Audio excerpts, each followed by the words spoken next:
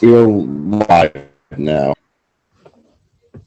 Okay, we're live. So let's call the January 26th meeting of the High Point Board of Ed to order at 5:03. Stand for the flag salute, please.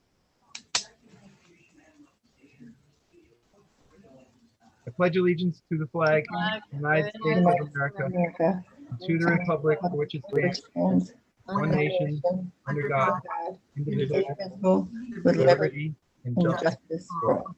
Nation ever flying. Oh, we forgot our flag. I'll read the Open Public Meetings Act statement. The New Jersey Open Public Meetings Law was enacted to ensure the right of the public to have advance notice of and to attend the meetings of public bodies at which any business affecting their interest is discussed or acted upon. In accordance with the provisions of the Act, the Board of Education has caused notice of this meeting to be published by having the date, time, and place thereof posted at the Augusta, Branchville, and Sussex post offices, and notice sent to the New Jersey Herald, the Advertiser News, and the clerk of the boroughs of Branchville and Sussex, and the township of Frankfort, Lafayette, and Wantage. Our mission statement. High Point Regional High School, in partnership with staff, family, and community, is dedicated to the quest for individual excellence. By fostering high standards of achievement, we prepare students to become responsible and productive members of a diverse society. Ms. Palachek, could I ask for a roll call? Yes. Mrs. Anderson? Here. Mr. Klein? Present. Ms. Nugent? Here. Mr. Carrazza? Present. Ms. Smith? Not yet. Ms. Tadona? But she's muted. Here. Thank you. Sorry, I'm here. I didn't realize I was muted. Very good. Dr. Kehoe? Present. Mr. Arnold? Here. Mr. Dunn? Here. Dr. Ripley? Here. Myself? And Mr. President, we have a quorum. Okay, excellent. We are going to proceed directly into a training session. So it is my pleasure to introduce Kathy Hellowa, who is our field service rep with New Jersey School Boards Association. She's going to lead us in our training session for roughly the next hour. That's exactly right. Thank you, Wayne. Thank you very, very much. It's great to see everybody, although I am really looking forward to the day that we can see each other in person.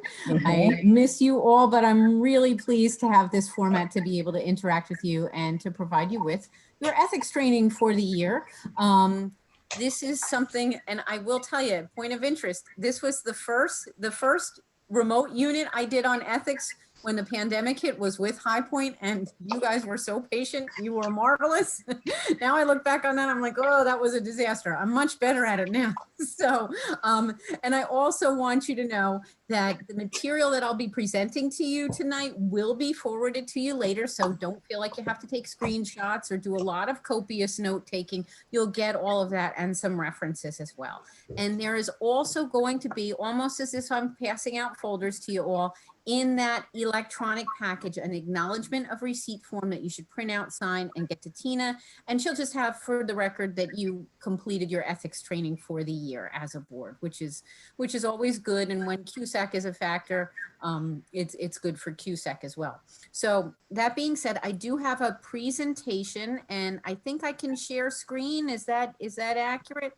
Let's see what we can do here.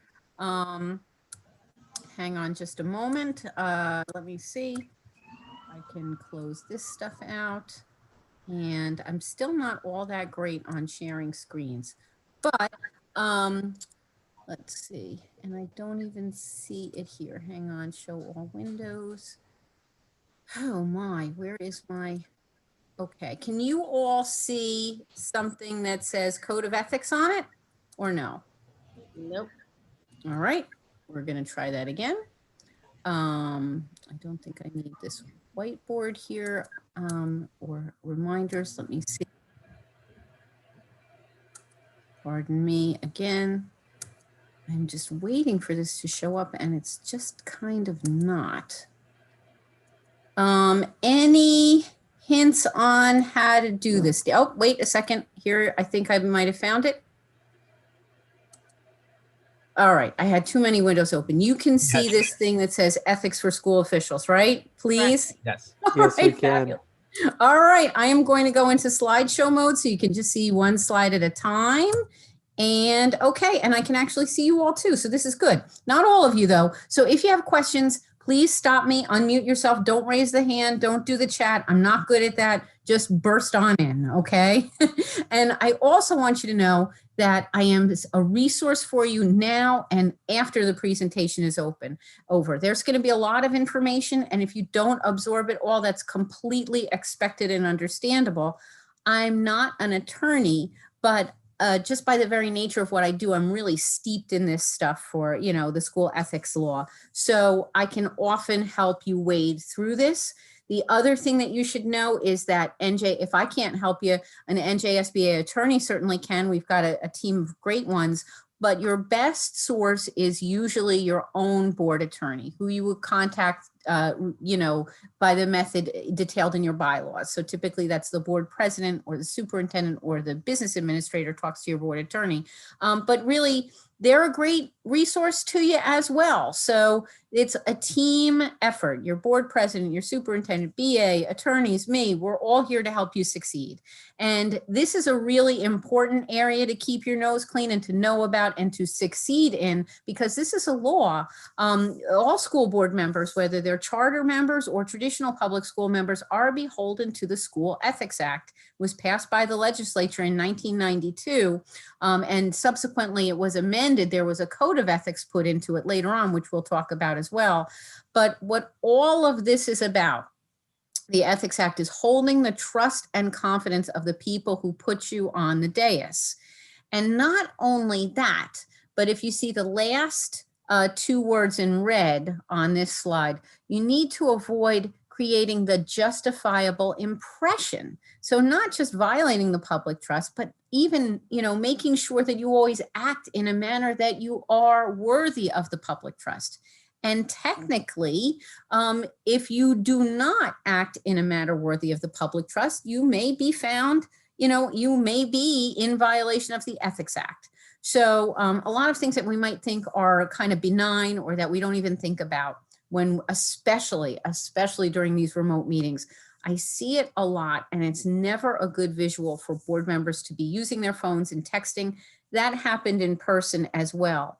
But the problem with that leads right into that whole justifiable impression. To give something, you know, a very readily identifiable example of that. Your public doesn't know that you're texting your spouse that you won't be home until after 10. Your public doesn't know that what you're doing is you're silencing your phone, or that you are, you know, looking up a policy online and using your phone because it's convenient. It is a bad look, and it does get people into trouble. Sometimes with a filing of an ethics charge, and sometimes just a bad, you know, shot in the newspaper. Either way, it's on you and the team to make sure that the board conduct its business in a manner that's high level engagement of the public trust. We're beholden to it. You know, we're also beholden to the Open Public Meetings Act, our bylaws, and all of this. But tonight we're just going to talk about the School Ethics Act and the Code of Ethics. And what's really great about it, honestly, I'm only going to take an hour of your time total, but I could talk about this stuff all day. I really do think it's a board member's best friend, because it does provide those uniform standards that everybody, no matter what district you're from, right? The people in Patterson still need to adhere to the same standards as the people in Franklin Borough. It's all the same for everyone. And I think that that really helps. It also provides a job description for us, and it helps us to get out of a lot of sticky situations, which I'll go forward with, you know, which I'll address as we go forward. But the other thing that you need to keep in mind is that when QSAC is a factor, your following of the School Ethics Act may impact your QSAC score if you don't do it right. So you need to get your training done.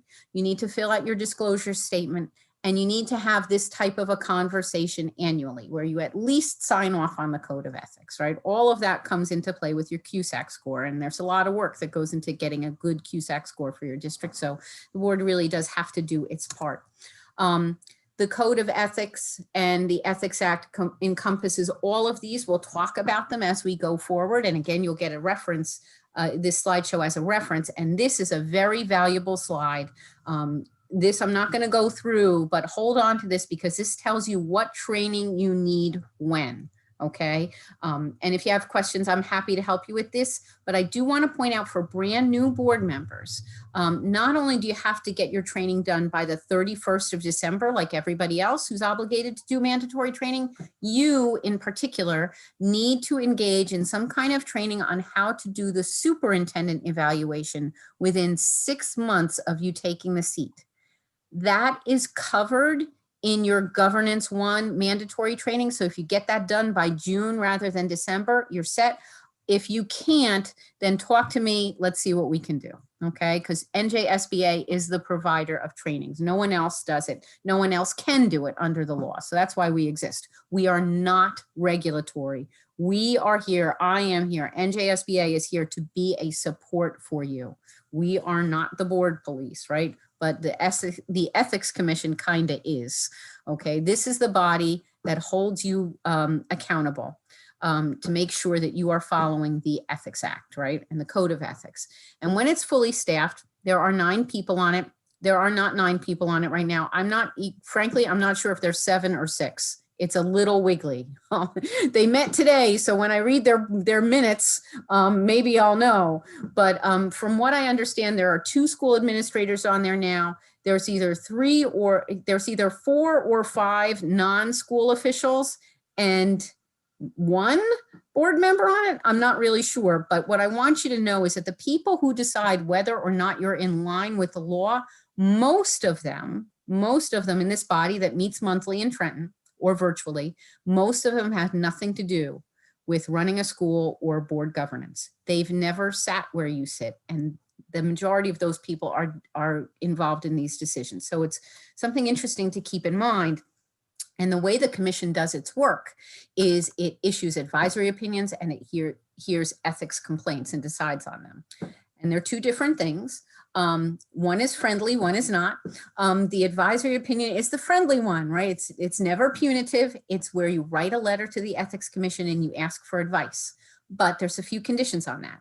Number 1, you can only write the letter asking for advice about yourself or a fellow board member on your board. So you may be reading about all the interesting things going on in Cherry Hill or Dunellen, but you can't ask for an advisory opinion about those people, only you or your colleague. And if you're asking about your colleague, you have to copy them on it and prove that you're copying them on it. And you ask for an advisory opinion about something that's not done yet, right? That's something you're either about to do or that you're in the process of doing. And there's a lot of nuance to the word ethics and what a conflict is or this or that. You may need to know straight from the horse's mouth whether or not you're in compliance. Because sometimes I can't answer you, sometimes your board attorney can't answer you. Some of these cases are very fact specific, but the Ethics Commission can.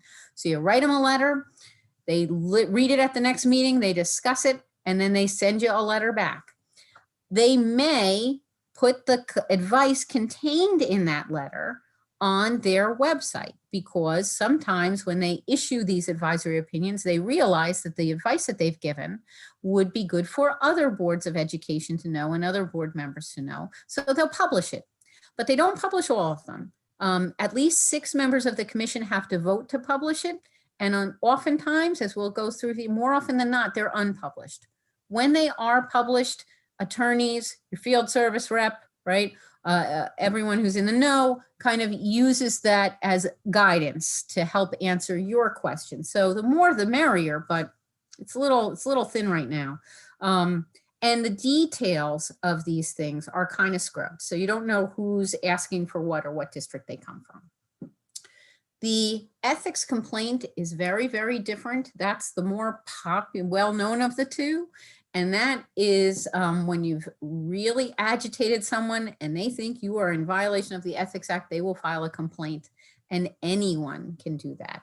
Doesn't have to be, and most often is not a fellow board member, although a fellow board member can, but a parent in your district, a teacher, someone who is reading the newspapers, who doesn't live anywhere near High Point Regional can file a complaint. I think you're aware of that.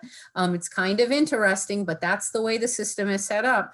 And this one takes an awfully long time to decide because oftentimes they go in front of an administrative law judge before they get into the Ethics Commission's hands. It's just a long and winding road, and it takes years in a lot of cases, as we'll see. And if you are found to have been in violation of the Ethics Act, there is a penalty involved.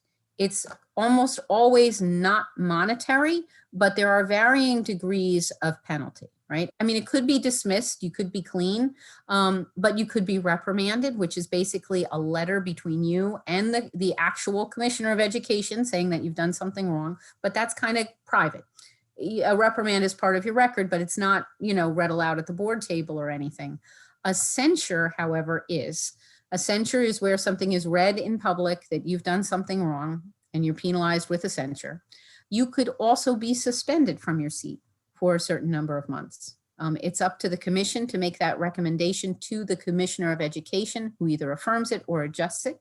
And in extreme cases, the commission may recommend removal, complete removal from the board. And that has happened a couple of times this year where the commission has recommended removal. And we'll talk about that as well. Money is typically not involved unless you file a complaint frivolously, and it is very rare that the commission finds that someone has filed a complaint frivolously, although they did find that this year. A superintendent, an acting superintendent, his first night on the job, as it were, his first board meeting, was asked a barrage of questions by a board member who clearly didn't like him. And I know the two of them, they don't like each other. And the board member was asking questions that were embarrassing to the superintendent because he could not answer them and he was not prepared to answer them. Now, this is a very, very, very bad look for the board. When you have a question on your agenda, you've probably heard me say this before, you've probably heard this in your orientation. You need to ask those questions before you come and sit at the dais. It's just a best practice. Your administrators can get you the data that you need. They can get you a complete and comprehensive answer. If not right when they're sending you the email, they can be prepared when you meet in public to have that discussion, and they will not be caught unawares. That I can't state more emphatically that is indeed a best practice, and that's what you should be doing.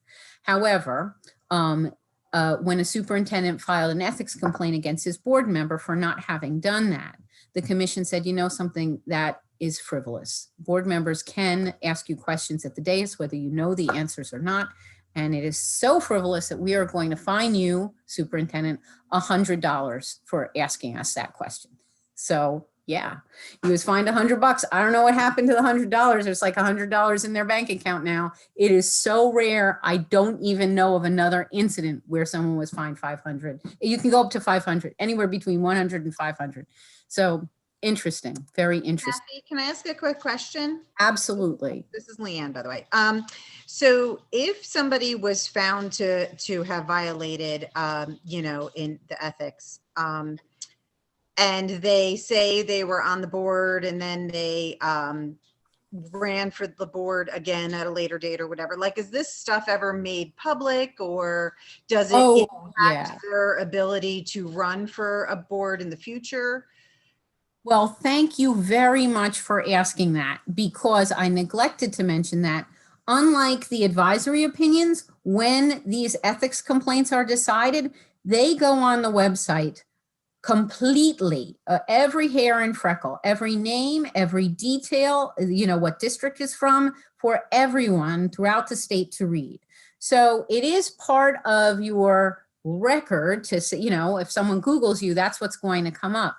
But most of the time, unfortunately, for those of us who really believe in keeping ourselves clean and in alignment with the law, it doesn't preclude someone from running for a seat again. Would it be wise for that person to be seated again when they were, charged with a violation of ethics and found guilty?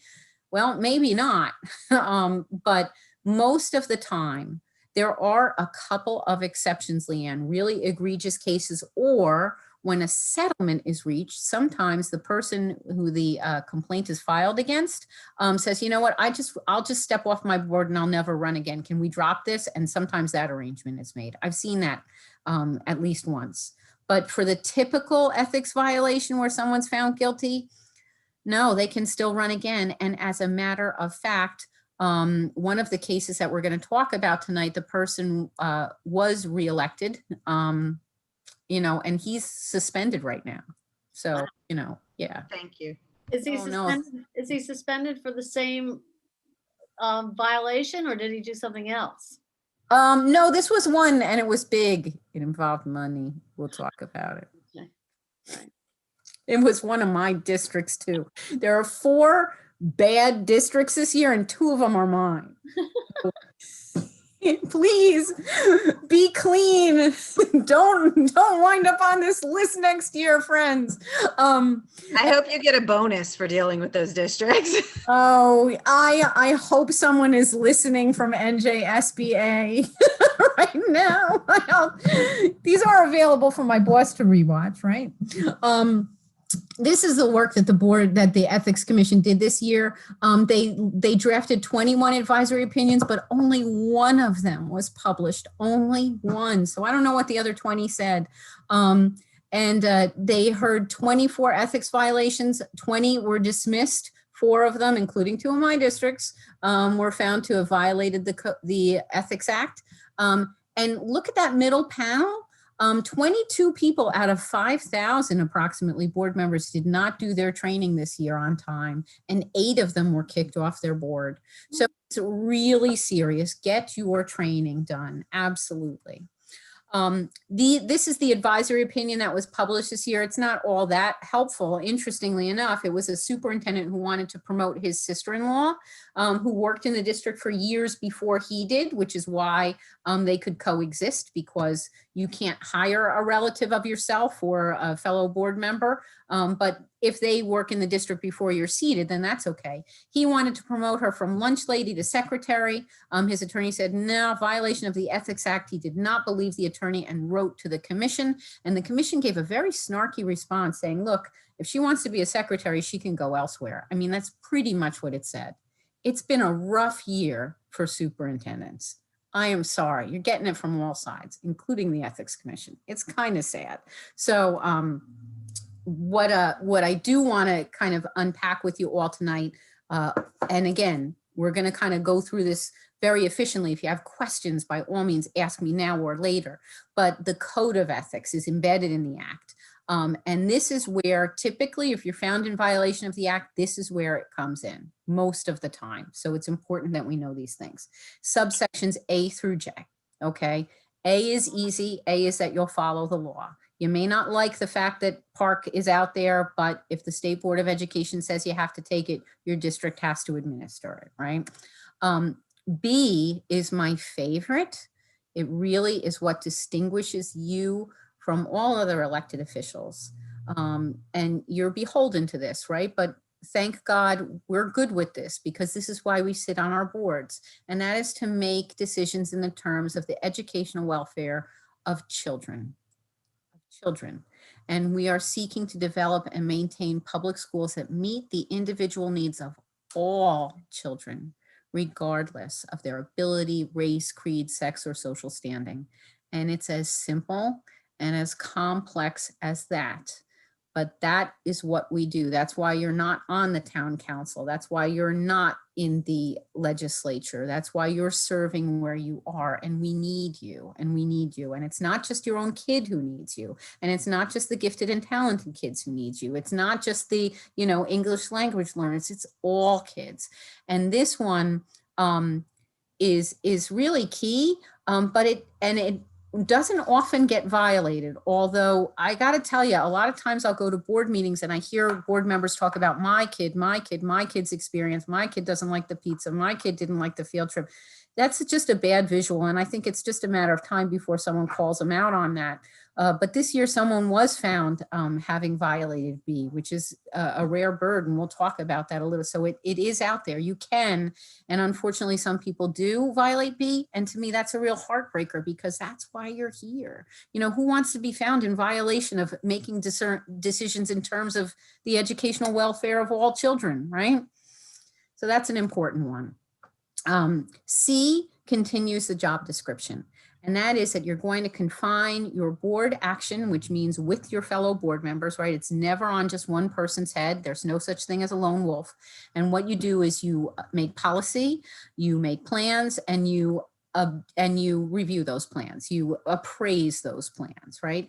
And you also have public comment at your meeting. So anyone who may be affected by these policies has a chance to weigh in, right? You don't need to send out a survey every time you're going to do a policy adjustment, but you do need to have the opportunity for people to weigh in. So public comment, you're good. You're good on that. And D, okay, D is a big one. D gets violated all the time, which is a little disheartening because we say this all the time. You know, NJSBA, I'm sure your superintendent has said it, your board president, your BA. It's not on board members to run the schools, but to see that they are well run and together with your fellow board members. So again, there's no lone wolves involved here. You know, the managerial, the quotidian, the day-to-day stuff, that's not our world. And to me, I think that that's a beautiful thing where you can focus on the annual goals and strategic planning and the visionary stuff, right? You have the educational professionals in place to take care of running the schools, right? And it's also, you know, and this actually, you know, really branches out into the fact where, you know, we have one employee, the superintendent, and that's who we work in conjunction with. So there is no need, in fact, it's actually a violation of D if we, for instance, start giving direct orders to the staff, right? We don't talk to staff, we talk to the superintendent. And the other thing too is to keep in mind that together with my fellow board members. So I often tell board members, I've been saying it all month, I'll say it the next month too, and as long as I work for NJSBA, is that, you know, as a single board member or even as a committee, you don't give an order to your superintendent that you need this, you need them to embark on a special project for you or for the committee. Those kinds of requests come from the board after robust discussion, and it really does need to be grounded in not running the schools, but seeing to it that they are well run. So that's a big one. That one gets violated all the time, and so does E. E is just kind of depressing again, but again, you know, you have to know you've got one employee, one superintendent.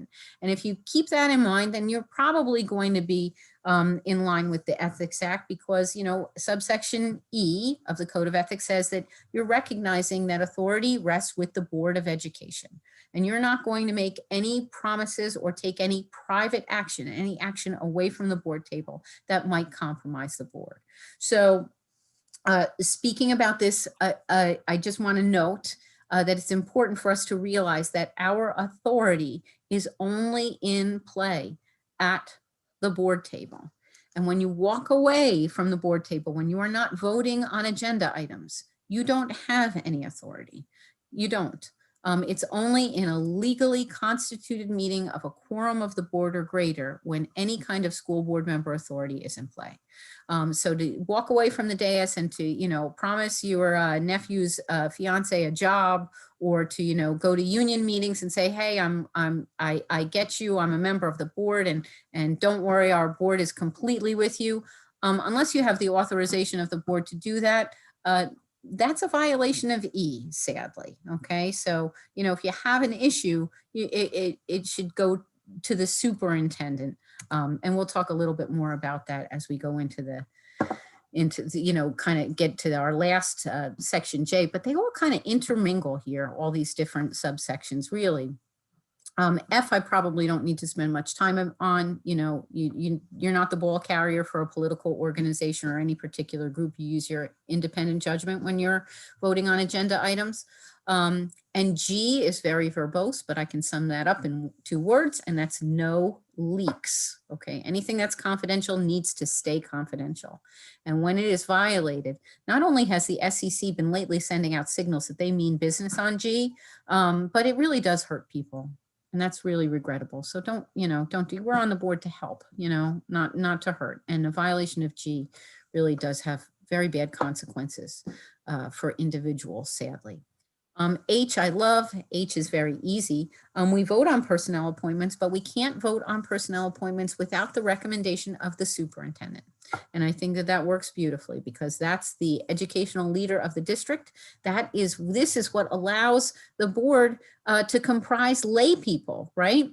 I don't have a background in education, but I can serve on my board beautifully because I rely on the educational expertise of the right person, the superintendent that we've put in place, that we evaluate annually, that we set goals with annually, that we do strategic planning with. So H is kind of a no-brainer. I love H. And even more than H, I love I, because with I, whether you're on the, on the soccer field, or you're at church or scouts or on social media, chances are you will be, and you have been, our veterans, approached by stakeholders in the district who want you to listen to their, the problems that they're having with, their daughter's, coach, their son's, STEM teacher, what have you. There's stories that you will hear that you really, in all honesty, according to I,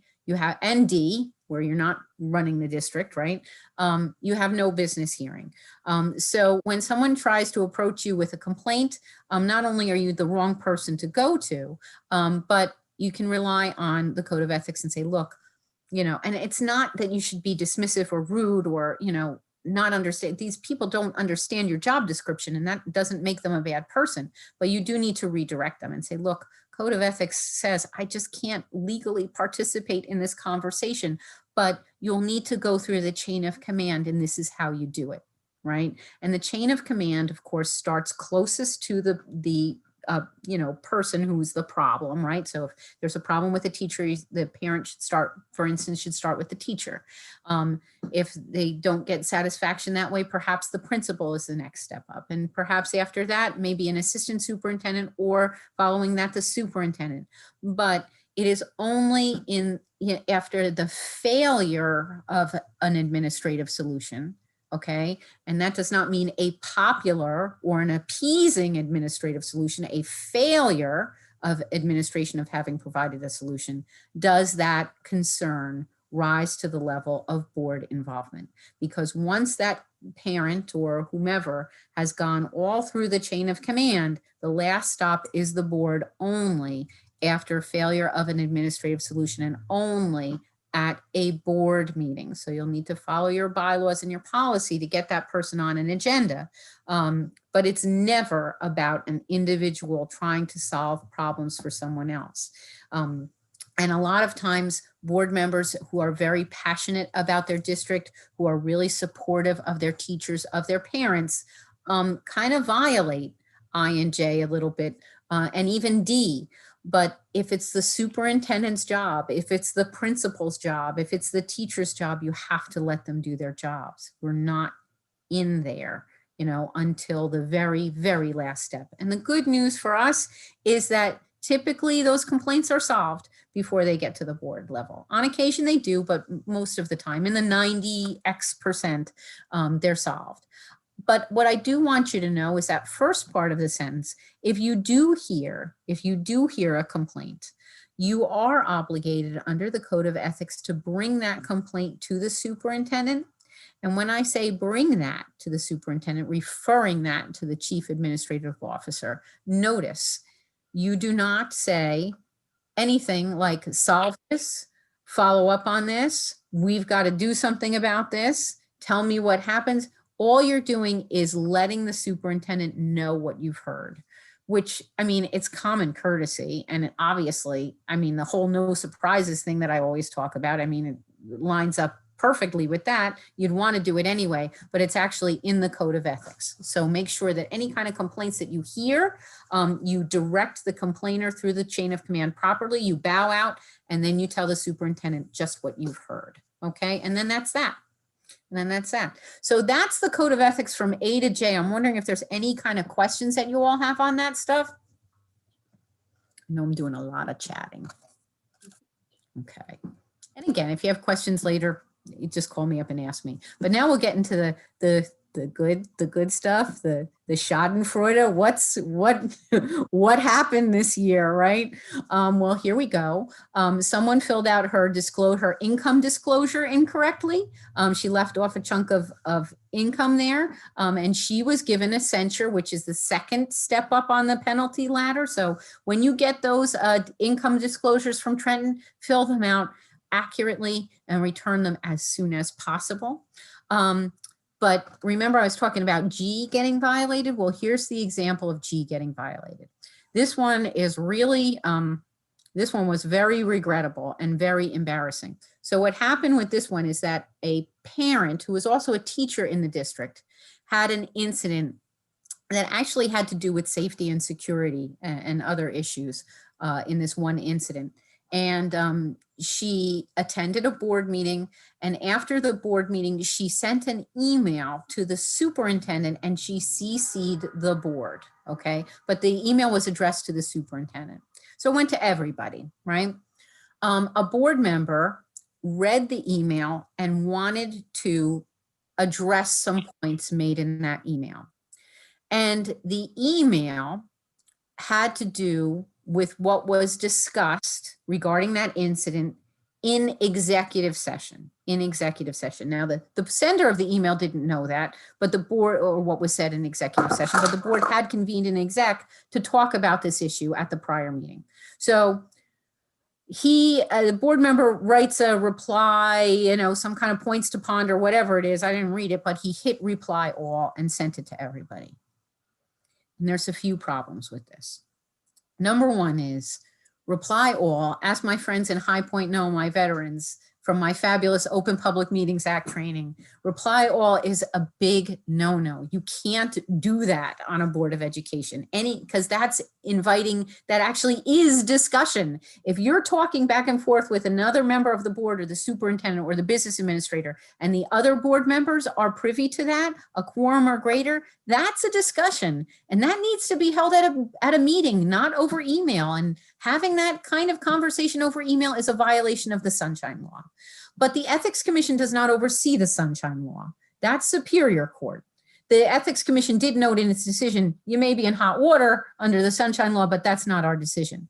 What concerned the Ethics Commission and what led to this filing was the confidential nature of what was being discussed in the email. And it's okay to discuss confidential stuff one-on-one over email with your superintendent, for instance, but the parent was still copied on that email.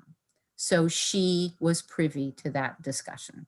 And that was a violation of G. As embarrassed as the board member was, he was penalized with a reprimand. So and he made our ethics training for 2021, which is pretty embarrassing. Another person who made our ethics training, who actually is not on their board any longer. This one is pretty obvious. This one was just so egregious. This person had a blog that predated his board service, and he was mad at a teacher, and he used the blog to attack her. He called her all sorts of greedy, used profanity, put up a picture of her house. It was ugly. But he had this disclaimer that said, I'm not speaking on behalf of the board, but he kept saying in his posts that he was a board member. So, not only was he posting inaccurate information and making gross, misrepresentations, it was all sorts of problems. He was clearly violating I, right? One of my favorites. So this person, what happened to him? I can't remember. He got a 6-month suspension, I believe. But you know what? He's not even on the board anymore. He resigned, and he still has the blog. So I guess the blog was more important than other things in his life, and he wanted to keep it going on. But he was slapped on that. This one is a 29-page decision you may be familiar with, because this has to do with a K-8 district that was sending its children out of state for high school. So I'll let you guys read that one on your own. It's, like I said, it's 29 pages. It's on the School Ethics Commission's website, but this is one of those rare cases where the person was found in violation of B. because she was advocating so ardently on behalf of her own child in the Ethics Commission's estimation. And not only was she found guilty of B, among other things, the SEC would have recommended expulsion, removal. Oh, I don't know what's going on. But because she was off the board by the time this was decided, they only gave a censure. Right. So very interesting reading. And kind of local too. But, you know, I think it really just highlights the danger of, you know, I'm sure she was convinced she was in the right. I know she was. But, you know, when you advocate for a particular agenda and go a little too far, especially if that's on behalf of your kids, you're really you're asking for trouble, and it costs a lot of money to defend you in these things. And here is my other district. This is actually kind of ongoing. This is Patterson, okay, which is held to the same standards as everybody else. This one is very interesting though, because a Patterson commissioner, they call themselves commissioners up there, was approached by a vendor who said, how's about you learn more about our products on an all expense paid trip in Arizona. It'll be beautiful and you'll love it. And the commissioner said, hey, I'll go on the trip. But I got to tell you, if the board's going to be voting on your products, I'm not going to take place in the vote or the discussion. I can't because I'm taking the trip. And they said, oh, that's okay. Just come. This board president said, don't do it. The superintendent said, don't do it. Looks bad. Don't do it. He did it. He went. I'm sure he had a great time. I'm sure they put on a lovely presentation, and it was in a lovely resort. And he came back, and true to his word, he did not participate in discussions or in the vote. However, it looked bad, and someone filed an ethics complaint, and the commission went crazy, okay? Because that's money, right? That's money spent on you. And no one offered me a trip to Arizona, and I don't think anybody offered his neighbors in Patterson a trip to Arizona. So what was that about, right? What's the visual there? So the commission actually recommended a 6-month, actually at first they recommended expulsion, then they changed it to a 6-month suspension. Actually, when I say they, the Commissioner of Education amended that. The commission, the School Ethics Commission, wanted him off, but the Commissioner of Education, Dr. Replet, said that's a little harsh. We'll kick him off for 6 months. He's serving his suspension right now. He's appealed it. He asked the current Commissioner of Education if she would let him sit on the board while the appeals process worked its way out, and she said no. So, you know, it's not all hearts and flowers when you violate the Ethics Act in the commission's opinion, even if you're fairly convinced that you did everything right. And we'll see where this one lands at the end of the appeals process. And that kind of leads us into conflicts of interest, which is something important for you all to know. It's spelled out in the Ethics Act, and in your electronic packet, you'll get the 4 pages of the Ethics Act. Conflicts of interest can be kind of nuanced though, so you need to rely on your school board attorney to help you identify these things. And most of the time, we don't have to, we're not offered a trip and have to identify ourselves as conflicted, but they do come into play when you're evaluating the superintendent, when you're making hires, when you're participating in negotiations. And there's 2 definitions that you need to be really familiar with. One of them is in goldenrod, that gold bar there, right? The definition of immediate family on the bottom of your screen. And that is your spouse or your dependent child who lives with you. If your parent lives with you, they are not a member of your immediate family as far as the School Ethics Commission is concerned. But what they are is a relative, which is the wider definition, which includes your parents, your grandparents, your niece, your stepchild, all of this stuff. It's a very, very wide net, and it also includes the word other. So although cousin isn't listed in here, cousins have been found to be part of that whole other category, including your divorced spouse, your ex. They've been found to be part of others. So you really have to be on top of your game here and probably involve legal counsel to make sure that you identify who's conflicted and who's not, unless it's obvious. And part of what is obvious is that you can't hire a relative of yourself or your superintendent to work in the district unless an exception is granted by the executive county superintendent, right? But if someone belonging to you already works in the district and you're seated at the table, that's okay. That's perfectly fine. But you need to recuse yourself. No taking part in vote or discussion. Okay, that's kind of an issue that's been popping up locally, over the superintendent's contract or merit goals, or if you're searching for a superintendent, you're completely out of that process, right? So if you have someone belonging to you who works in High Point, you're away from anything that has to do with the superintendent's performance or compensation. And when we talk about collective bargaining, that's where this chart comes in really handy. So save it for your reference. It comes directly out of an advisory opinion. And basically, if you have someone in your immediate family who works in the district or your relative, so anyone belonging to you who works in the district, we just established you have nothing to do with the superintendent evaluating the superintendent, but you cannot participate in negotiations at all. Now, if someone in your immediate family, right, works out of the district, Cedar Grove, for instance, and they're a part of their local union, their teachers union, for instance, then you cannot participate in negotiations with High Point's teachers union, right? Or if they're an administrator in Patterson, then you cannot participate in High Point's negotiations with its administrators until the final compensation package is reached, your salary guides are agreed upon, the memorandum of agreement is signed, it's ready to go, you can cast the final vote. Once all of that compensation is agreed upon, then you're kind of back in, but usually that's only one vote. If you have someone in that wide-ranging definition of relative who works in another district, you are in negotiations from start to finish, absent another conflict. You see those asterisks, right? Now, this advice has changed over the years, so keep this handy. It might change again, but this is the most current information that we've had, and it's been holding steady since 2017. So we're in a good place. We're all kind of getting used to it, but you do have to examine for other possible conflicts.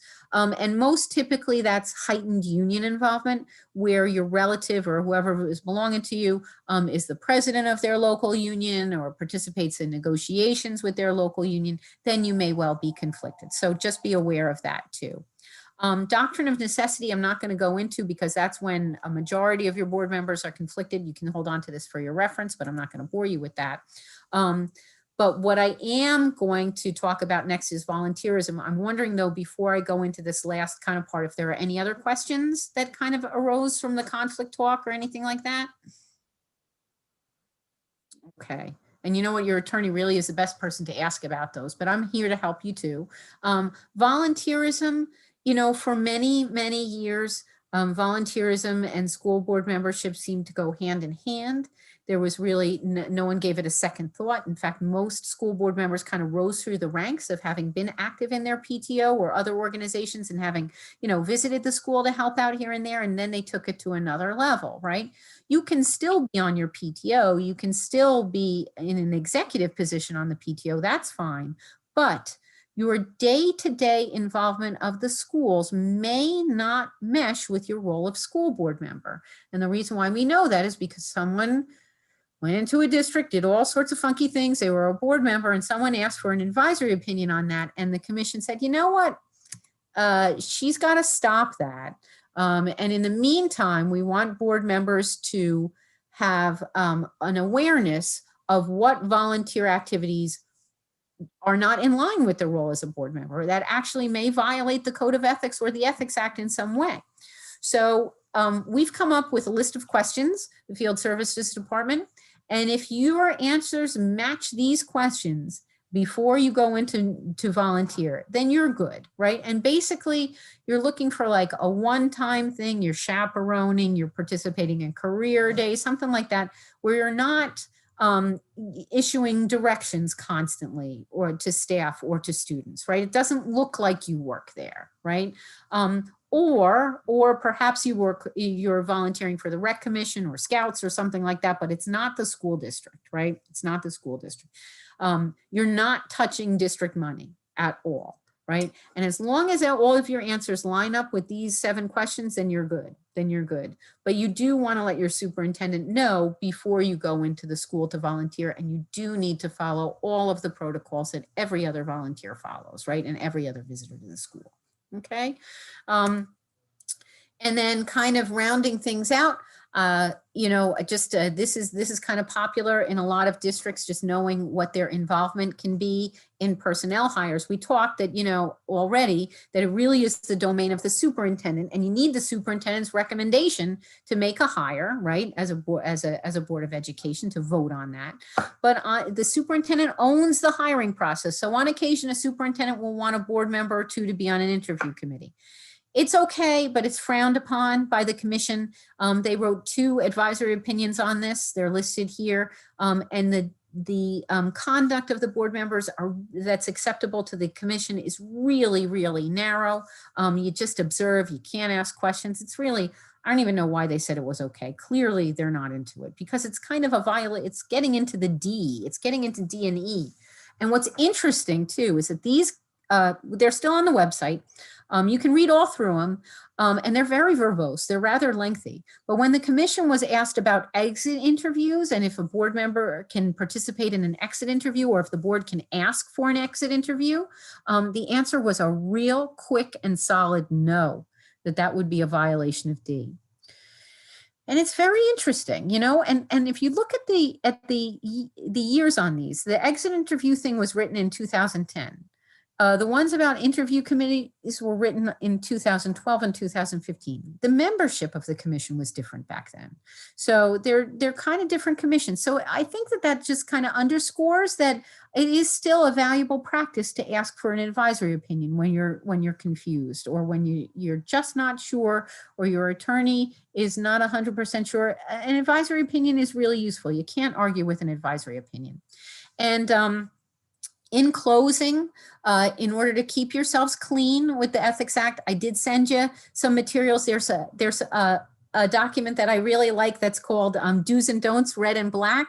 And that one, honestly, if you just familiarize yourself with what's in there, you will be a good board member who is acting in conjunction with the Code of Ethics and the Ethics Act. But in the meantime, everybody keep track of where your relatives are working, where your immediate family members are working, what their union involvement is, and let your board president know so you're not inadvertently appointed to the negotiations committee, or you do something that you really weren't clear on whether you should do or not. You gotta protect the integrity of your negotiated agreements, right? So that's one way of doing it. As I've been saying throughout, ask your board attorney for some real pointed advice, but also read your school board notes, because if there's interesting decisions that come out or any kind of new developments with the court or with the state board, it's going to be in your school board notes. And we email those out and we send you paper copies bi-weekly.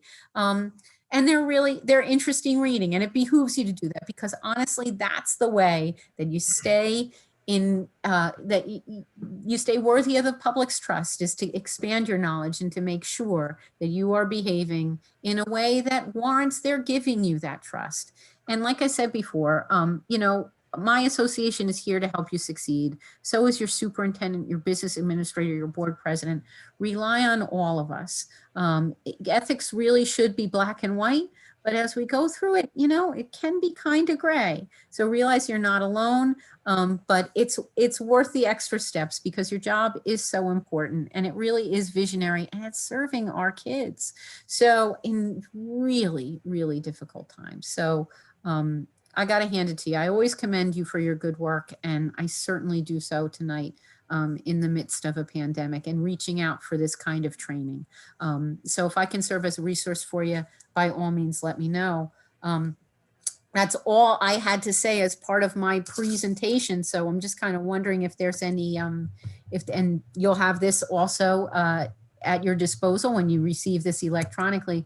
But I'm wondering if there's any other questions or any other points you all want to make before I I jet at 6 o'clock. Anything else you guys have? Or anything that I didn't address? I know I did a lot of talking. No, that was impressive. You did it right in that, like, almost exactly an hour. That's impressive. Thank you, Tina. You'll have to come and teach my classes because I can't do that. Well, I miss you guys because it's really participatory in person. Ethics by its nature is just such a lot of information and it can be very dry. So I thank you for your attention throughout, nearly an hour of my yapping. Thank you very, very much. No, it was very good. Thank you. Thank you, Before you Kathy. go, I do have a question. Okay, Bill, what you got? Ms. Palichuk, at a closed session, I objected to an issue, and you said you cleared it with the New Jersey school boards. Since Kathy's here, could you tell us who at the New Jersey school boards you cleared it with? I did not say that I cleared it with New Jersey school boards. I said I discussed the matter with our board attorney. Okay. Kathy, who is, do you know a Kathleen Asher? Oh, yes. She is one of our attorneys, and I do get mixed up with her on occasion. Thank you. Yeah, she's great. And what I can tell you, the closed session stuff typically, except for in matters of G, that comes under the Open Public Meetings Act. And those reasons for convening an executive session are laid out there. And if there's any questions that you as a board member have or anybody here, because there's going to be a lot of executive sessions as you go through your service, we're happy to help clarify that for you. But your attorney is, of course, an excellent resource. Absolutely. Problem is Anyone the else? attorney costs like 160 an hour, most likely, and and you got to go through certain channels. So any way that we can help educate you on this stuff, we're pleased to do. Anyone else? My name is Rich Klein, and I'm the new member. Hi, Rich. Hi. There's a couple items in the beginning that you spoke about that I need to do. Okay. Right? A couple. Yep. One of the things was I like to get this stuff out of the way sooner Good. rather than later. I love you, Rich. That's awesome. That's Good. awesome. You know how many people were calling us up on New Year's Eve trying to get their training done? Like Yeah. a lot. And our This- servers crashed. This is slow season for me, so now's the time. Okay. Are they set class? I've taken classes for planning and zoning boards, and they're a bunch of people go at one time. Are there set times that they're done, or how does that work? Well, in a non-pandemic time, we would offer a lot of these in person. In fact, the new board member, we even had a weekend, and which was really lovely, and it was no expense to you or the board. But we can't offer, we can't offer those anymore. They were paid for by a grant. Wasn't in Arizona, was it? No, but I'll tell you, nice hotel in Princeton, very nice hotel. Okay. But Microsoft paid for it or something, so we didn't. It's all good. They paid our educational foundation with the hope of educating board members, which I think is wonderful. But now we're offering all that stuff online. And if you go on our website, you'll find the different options. And currently the options are, a one-way stream of information that you can take at your leisure anytime. It's an online mandatory training unit, but there are also going to be live sessions also conducted online. They're split into 3 sessions. There's one that's going to be in March, but you have to attend all 3 sessions. And there's one that's going to be in May, and you'll have to attend all 3 sessions. I'm not sure if other live options will be offered, but currently that's what we have. It's only January. Hopefully we'll be able to add more to that. Hopefully the pandemic will go away, but we'll see. We'll see. So that's something you would have to pre-register for, I'm assuming? Yes, Tina will register you for that. You can't register yourself, but once she gets you squared away, then you click the button and the link whenever you like, and it takes a while. It'll take at least an hour, at least. But I'm not doing it, so you won't be hearing my voice, which may be a good thing. No, it was a pleasure. That might be better at times, honestly. You guys are so nice. Thank you. Thank you. But yeah, and get your disclosure forms done too, guys. When they come from Trenton, they don't come from us, they come from the DOE, but those are important as well. When should we expect those? Ugh, I don't, I understand there's some kind of a holdup with them, right, Tina? We were talking about that at the BOE meeting today. Apparently, they changed their provider as well.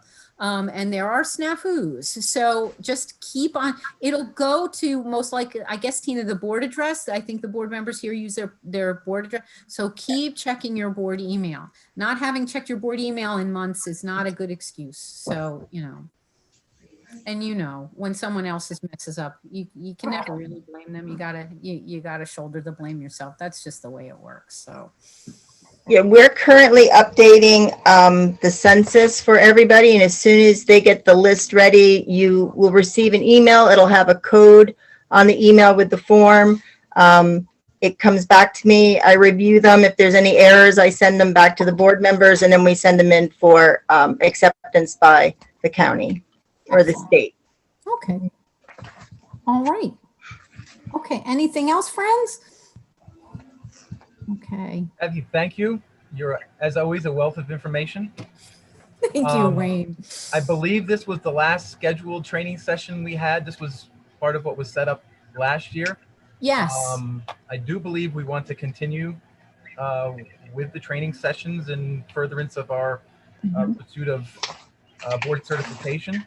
Yeah, you're getting close. I don't know the numbers offhand, but you and I can talk. You can give me a call and we'll make arrangements. We'll see what dates are going to be workable and what topics the board wants. And I'd love to be back, remotely or in person. I really would. And I mean it.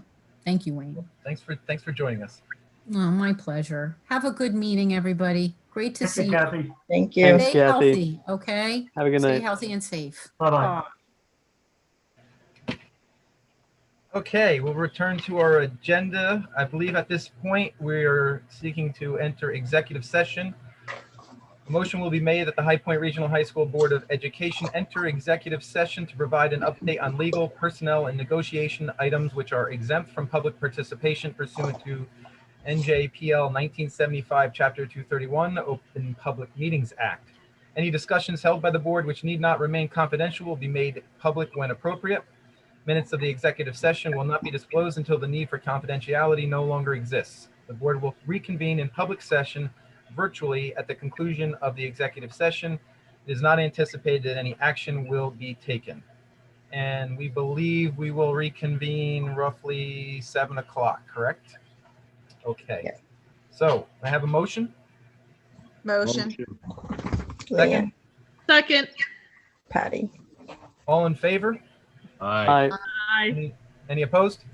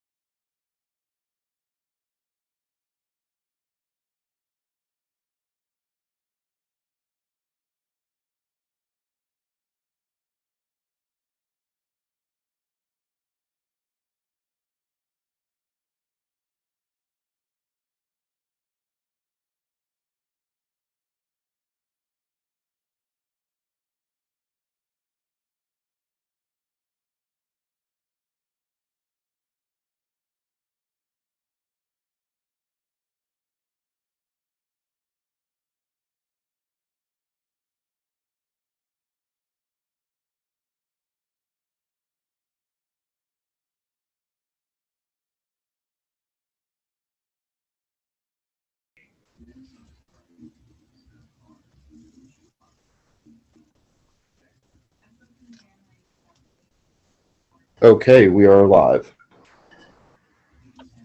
Okay, may I have a motion to return to public session? So Motion. moved. Second. Second. How do you second? All in favor? Aye. Aye. Any opposed? Seeing none, we are now in public session. So we'll return to our agenda. Next item up was unfinished business, which we have none. Well, I would like to raise something for unfinished business. Okay, Mr. Keel? I have concerns that on the legal advice we're getting, because we're in lawsuits and have substantial exposure.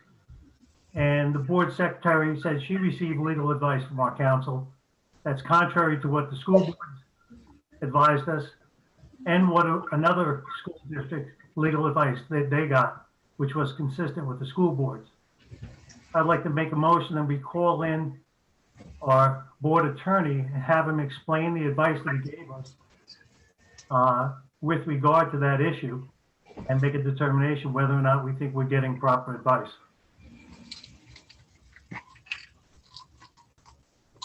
I didn't really feel like it was worded. Oh, hold on. So we had a motion made Oh, by a sorry. board member. Is there anybody willing to second that motion?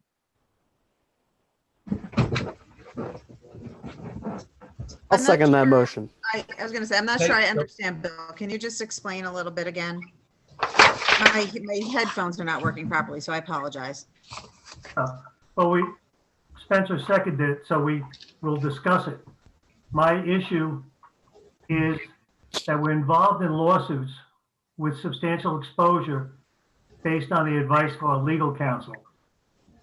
Our sports secretary now told us that she got legal advice from him that's clearly contrary to the legal advice of the New Jersey school boards and the legal advice that another school board under similar circumstances got.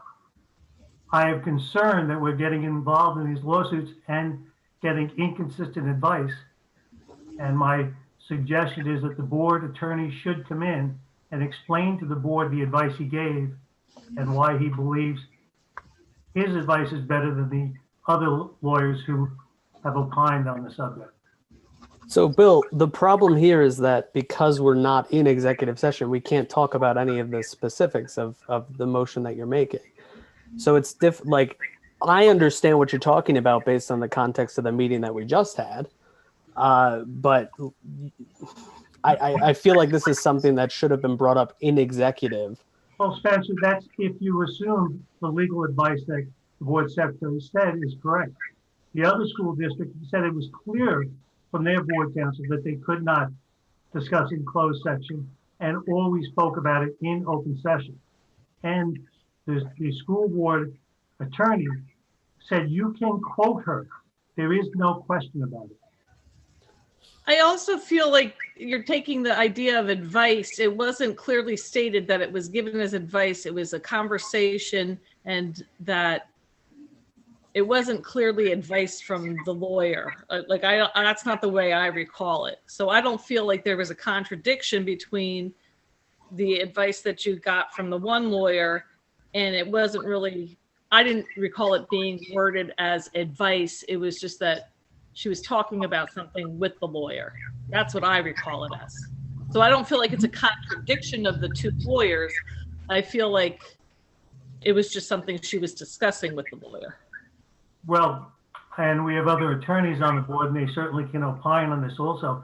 But normally when I'm asked a question as an attorney, you give advice, you just don't have idle conversation. And So- it's if this idle conversation led us to break the law, that we've got to think twice about what's happening with this advice or this conversations.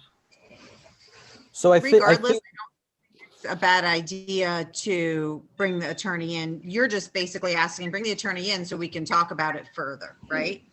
To get his explanation for his opinion. Okay.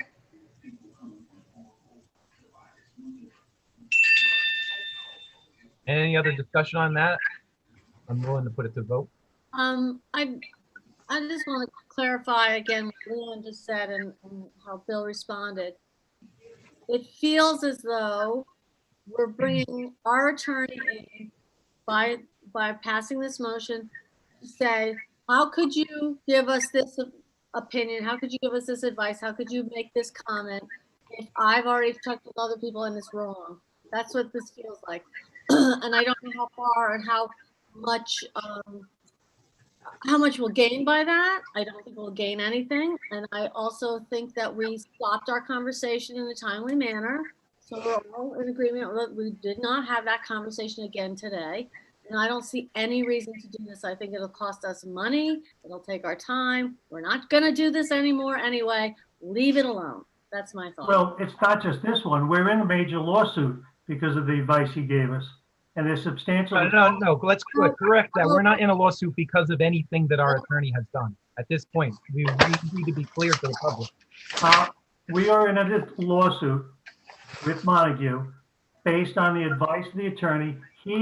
Dr. Ripley's in the lawsuit personally, and the attorney's in the lawsuit personally because of the advice the attorney gave. So the issue that you were putting this motion forward was related to advice given on another lawsuit. It was unrelated. I'm just saying, with the advice we're getting, we seem to be getting in lawsuits and breaking the law. And I think we clarify whether our attorney is giving us proper advice. Bill, So are the questions, are the questions posed as hypothetical questions, or are they direct to the content?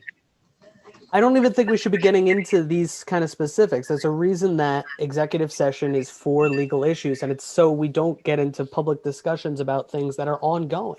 Like, we are in lawsuits, Bill, you're right. And so your motion is to call in the attorney in order to talk about the advice that he gave.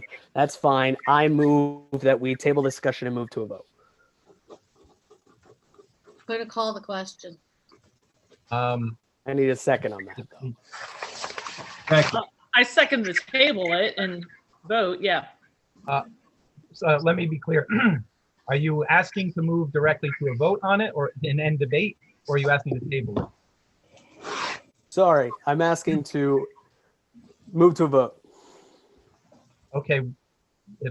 In that case, we need I believe, a 2/3 majority to end discussion. Can I have a roll call on that motion to end debate and move directly to a vote? Yes. Mrs. Anderson, Yes. Ms. Smith, Yes. Mr. Klein, Yes. Mr. Carrazza, yes. Mr. Kehoe, No. Ms. Tadona, Yes. Ms. Nugent, Yes. Mr. Arnold, Yes. Mr. Dunn. Yes. We have the 2/3. So with that, then we will move to a vote on the motion to bring the attorney in executive session. My apologies, Dr. Kehoe. Could you restate the motion? Just Bring the attorney in to have him explain the advice that he gave to the board secretary and have him reconcile it with the advice of the New Jersey school boards and the other school board attorney in the other district who advised them to the contrary. okay. Just to be clear, we can have the attorney come in without a vote on the matter. Mhm. But, okay, can we have a roll call on that motion? Mrs. Anderson, No. Ms. Tadona, No. Mr. Klein, No. Ms. Smith, I'm going to abstain because I was having headphones issues, so I missed the motion. I apologize. Mr. Carrazza, No. Ms. Nugent, No. Mr. Kehoe, Yes. Mrs. Anderson? I already I voted. already did yours. Okay, I'm sorry. I'm writing. I don't have my little block on this one. Mr. Arnold? Yes. Mr. Dunn? No. Motion did not carry. Okay, if there's no other unfinished business, we'll move to the approval of minutes. May I ask Ms. Alchek to let us know what minutes we have? The regular minutes from the December 15th, there was a snafu with adding it to our earlier meeting. So there is nothing, that's the reason that December is on. Our reorganization meeting is our standard with our board placements and naming different individuals and our normal standard reorg business. And then the executive session of January 5th, the reorg. So minutes, may I have a motion to approve? So moved. Motion. A second? Second. Second. Any comments, discussion on those minutes?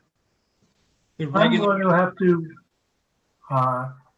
vote no on at least two of them because they're not accurate. In the regular meetings of December 15th, I'm listed as abstaining when I voted no after a full explanation of why I was voting no. And the executive session minutes of January 5th clearly omit the discussion regarding contacting the New Jersey school boards, which my notes clearly state was an explanation for our actions. Bill, can you repeat? I missed it. Can you repeat the error in the regular meeting minutes?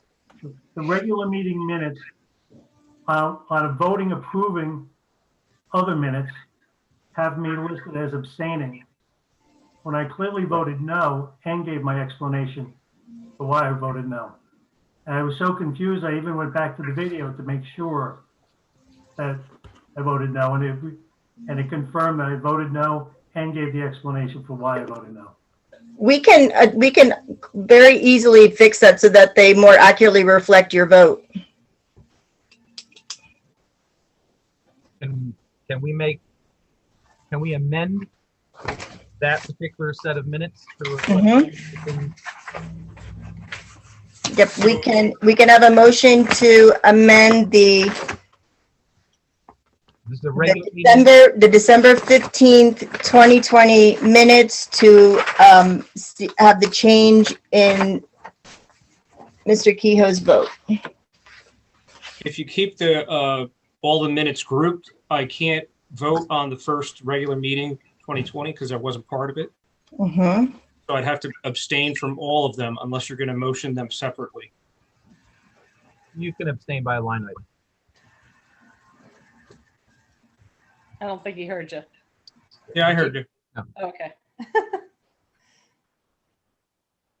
Correct, Ms. Havlicek, you track it that way? Yes. So we have a motion to amend the regular meeting minutes to reflect Dr. Kehoe's vote for the December 15th, 2020. He made the motion. Is there anyone willing to second that? I'll second it. Any further discussion on that, or can we do that by all in favor? Aye. Aye. Any opposed Aye. to that amendment?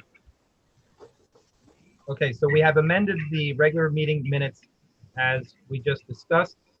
Then we have the reorg meeting minutes of January 5th and the executive session meeting minutes of January 5th. Those three items are now, I think we finished discussion. Anyone have any final discussion on those? If not, we'll go to roll call on those three items. Mrs. Anderson, Yes on all three. Mr. Klein, Abstain on December 15th, 2020. Yes on January 25th for both meeting minutes and executive session. Ms. Nugent, Yes. Mr. Caraza, Yes. Ms. Smith, Yes. Ms. Tadona? Yes. Mr. Kehoe? Yes on the December 15th minutes as amended. Yes on the reorganization meeting minutes of January 5th.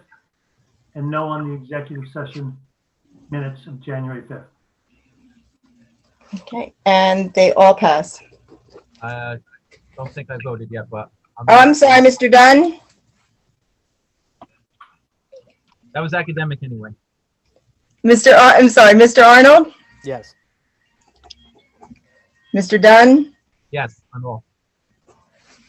Okay, and they did pass. Okay.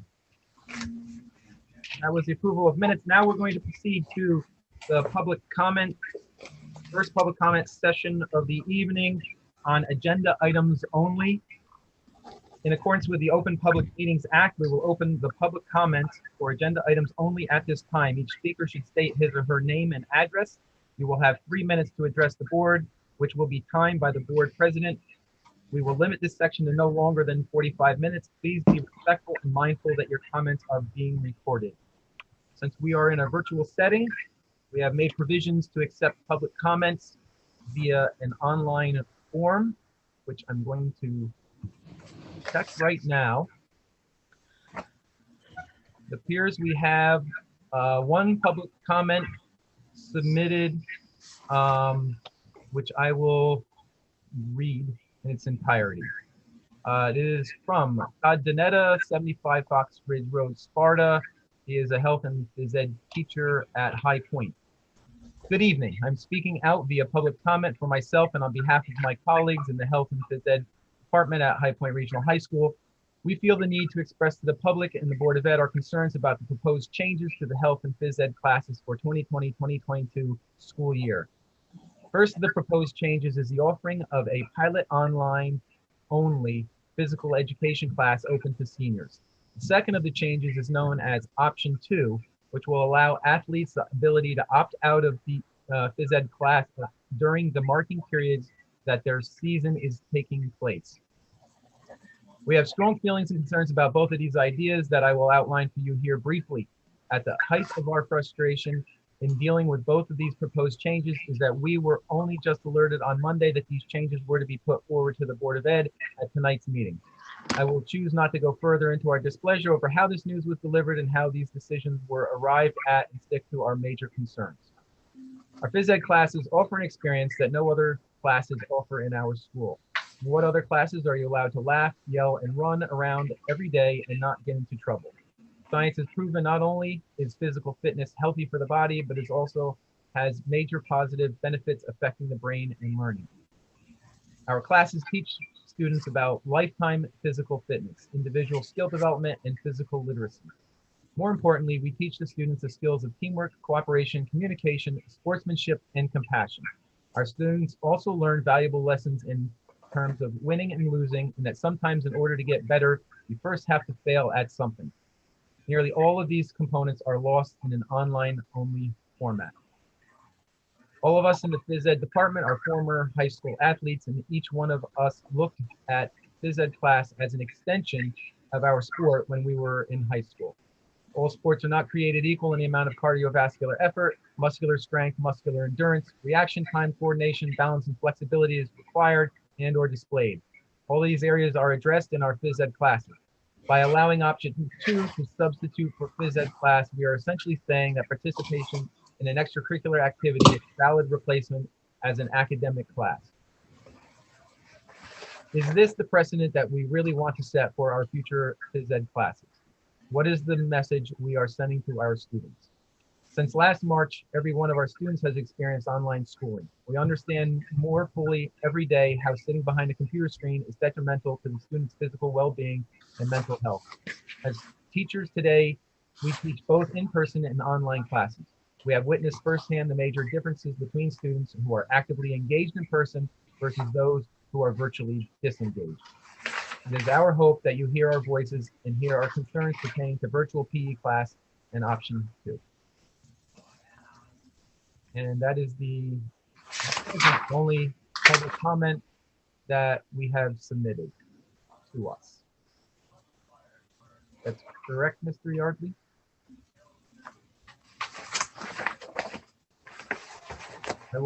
Yeah, okay. So, given that we have another public comment session later, anyone that has comments, we'd ask that you save them for that session later in the evening. So we'll proceed then to presentations. First up, we have listed as student council. Is there a chance that we don't have the student council representative presenting tonight? Okay. So then next up after that is our HPEA president, Mrs. Carla Mancuso. Carla? Hello, good evening, folks. Mr. Dunn and Mr. Arnold, congratulations again for securing your positions on the board as such. HPA membership appreciate and support the need for in-person instruction. There's no question. However, we have many concerns about the implementation of mixing of these cohorts.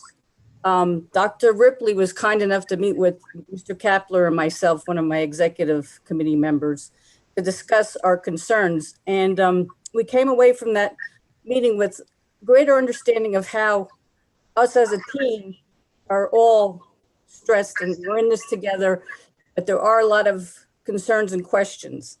He did answer most of them, and I feel assured that we're moving in the right direction, but we did request that our original reopening plan reflect the changes that are going to be implemented and resubmitted to the county office for approval.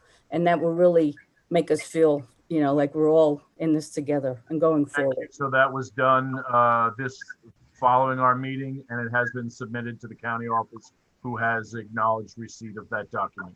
Thank you, Dr. Ripley. We're just, you know, we haven't seen you. We had that snow day today, sort of, the snow working day, which is nice.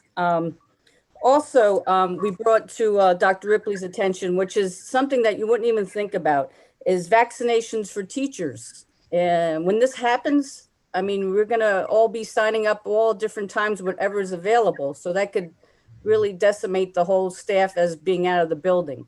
So I requested that if Dr. Ripley could get with Aetna or our healthcare providers to bring on site, just like we do with flu shots, to secure that the staff doesn't have to leave the building. And this can happen because Del Val just did it across the river, which was interesting. I don't know what availability, I'm sure Dr. Ripley has been looking into it, but nobody has all the answers on when vaccines are going to be available. So, After we spoke, Carla, I did reach out to our insurance consultant, who will get back to me regarding that question as soon as I hear back from them. I'm sure they're similarly struggling to obtain information as we are, but as soon as I hear back from him, I will notify you. oh, great. I appreciate it. Because, you know, you don't get to choose what time you get to pick, and once your slot goes, it goes. And this is a very stressful time for, you know, trying to even get parents and grandparents vaccinated. It's just, it's unbelievable of what's going on. And just hopefully we make it through this and get our vaccinations, and we'll be okay. As far as anything else is going, Dr. Ripley has been very obliging to us when we have these concerns. I mean, because we're all in this little bubble together, and it's just, we appreciate the support. It's just, I know that we all don't have the answers, but as my grandmother says, you know, if you don't tell me you're hungry, you're going to go hungry. So say something. Anyway, I just hope we get through this, and a good shout out to our maintenance custodial staff who have been hit the hardest during this time. And it's really crazy. You know, there's no rhyme or reason who gets this virus, but they've been doing a great job being shorthanded. Also, great shout out to all the other support staff that have helped us through this and continue to help us through this. Every day we feel for our students. This is a horrible thing for them to endure, this FaceTime, coming in, not coming in. It's crazy. I know I don't have to tell you what's going on. Also, shout out for the teachers who have been doing extra as far as being taken off of prep time and duty time to cover each other. I mean, this is, every day it's all hands on deck. So we appreciate that there. As far as anything else is concerned, we're just hanging in there. And thank you for your service and thanks for listening. Thank you very much. Thank you, Mrs. Mancuso. And thank you for what you're doing, and all teachers and staff for going above and beyond. It certainly doesn't go without notice. And I would encourage everyone, not just teachers and staff, but everyone to get the vaccine as soon as it's available. I think we have up next Mr. Talame for the principal's report. Good evening, everybody. Mr. Dunn, good evening. Hopefully you can hear me okay. I'm going to go through that, some notes that I have here for our principal's report, and then also the athletic report. We are excited and holding every day close to us as we get ready for Kodachrome, our fall play in late January. This weekend will be our virtual performance. So Mrs. Riccardi and the students are working day by day. They are what they would call a tech week right now, which is their big preparation. The showings will be virtual only, and we're working through that process. And thank you to Kevin Finlan and his assistance with working out the live stream and how to do tickets and all those things with Mrs. Riccardi as well. So that's looking forward to that. Our mock trial team, led by Senor Russell, competed in a virtual county tournament. First, I think, ever that's happened that way. They did not fare as well as they wanted to, but they had a good experience and some learning lessons that they can take forward for next year. I wanted to recognize Pass It Along as part of our student group as well. Our student groups are continuing to meet, are continuing to work together and doing fundraising, things like that outside the box. But Pass It Along really in the last month or so has done some really amazing things I wanted to highlight. They're led by a strong student group, by Mrs. Moss, their advisor, their teacher advisor, and they've collected donations. They've worked on what they call Hero Box care packages, where they delivered, shipped out about 26 boxes overseas to our soldiers, and they collect those at the store. And now they're working on a just in. They're looking to do this next week with a mail carrier appreciation day, which is actually a national day next week. And the students felt they just actually brought this across to me today. They wanted to be able to recognize them because they feel that they are frontline workers, that without them, a lot of things wouldn't take place over the course of the last 3 or 4 months, not alone just with Christmas. So I thought that was a great idea. Again, student-led. So we're looking forward to hearing more things from Pass It Along. Some staff and student acknowledgements. I let the cat out of the bag early last month with our governor's teacher of the year and our educator support professional of the year. Wanted to give them a shout out again officially. Mrs. Liana Headings, our governor's educator teacher of the year, and Mrs. Kristen Jackanine, our educational support professional of the year. Usually in January, we'd have a nice little ceremony with them at the board meeting in person and have some nice flowers and be able to speak a few words about them. And we will. But it'll just have to be a little bit later on in the year. So we'll get that up and running for that as well. I also wanted to thank the High Point community, the staff members, the broad community, the local community. As you know, we had a outcall for resources and support for the High Point Food Pantry over the last couple of weeks.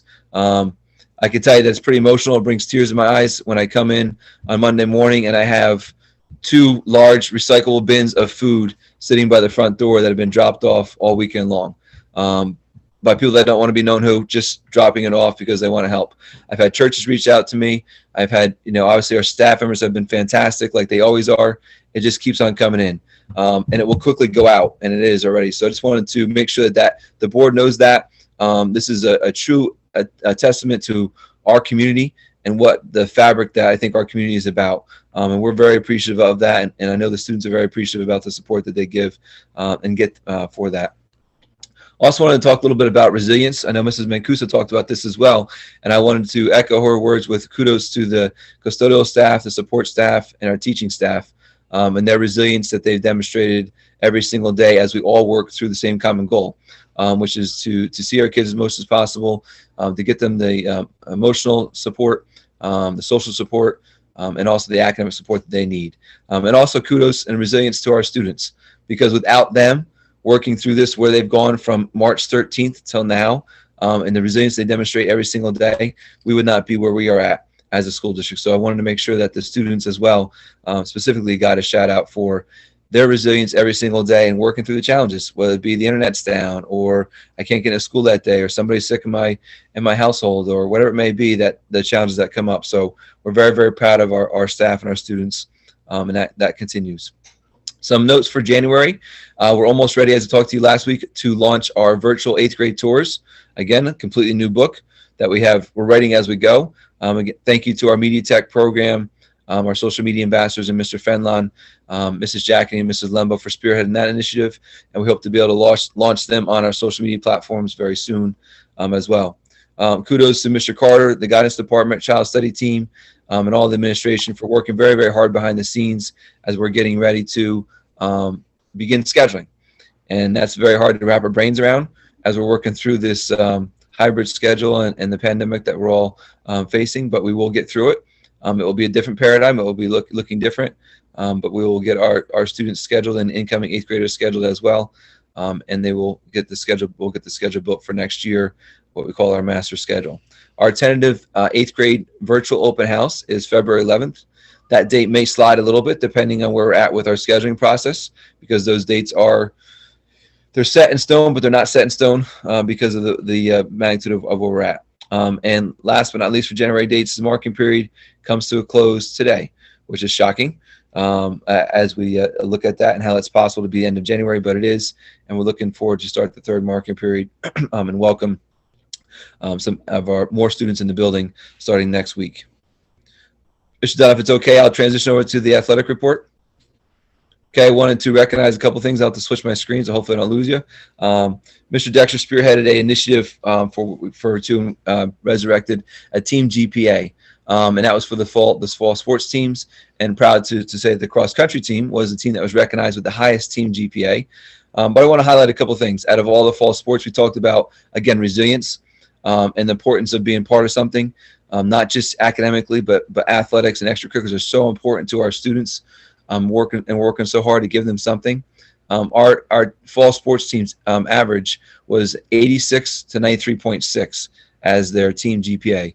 So to give you an essence of how hard they're working in the classroom and how hard they're working to stay on the field and stay healthy, that's a testimony to them. We had several teams that were almost at 93, and the cross-country team led the way with a 93.6 team GPA average. So we're very, very proud, again, of that. I also wanted to highlight our New Jersey Herald All League Awards, which was 19 student athletes.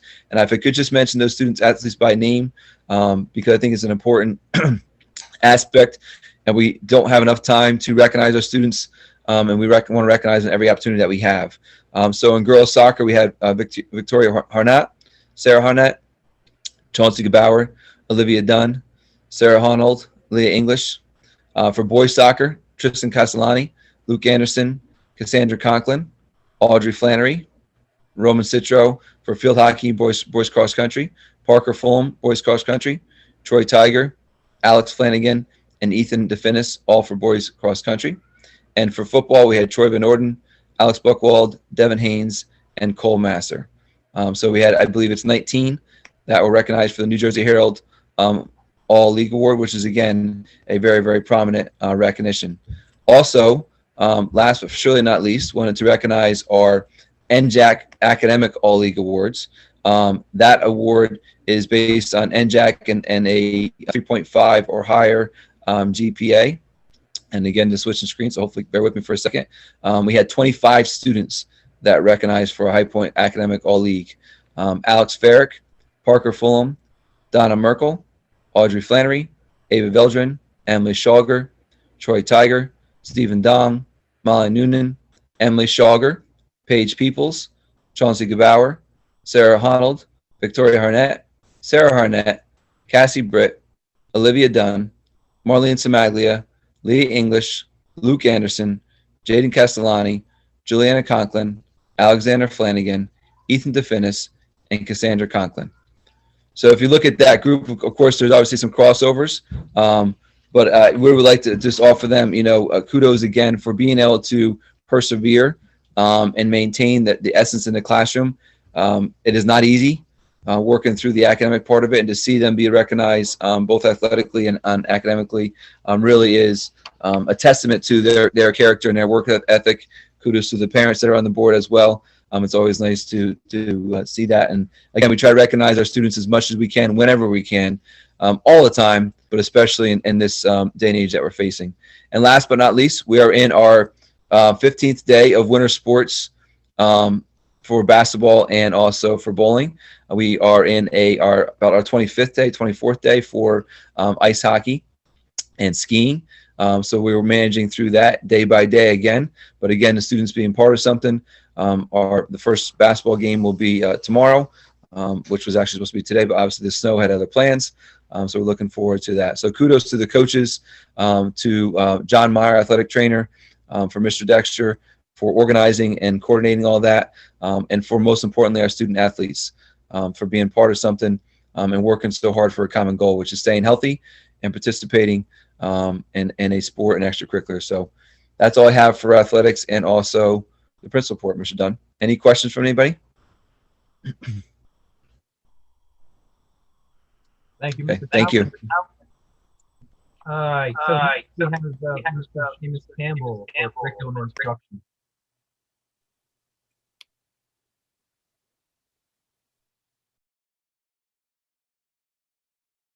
You may be muted.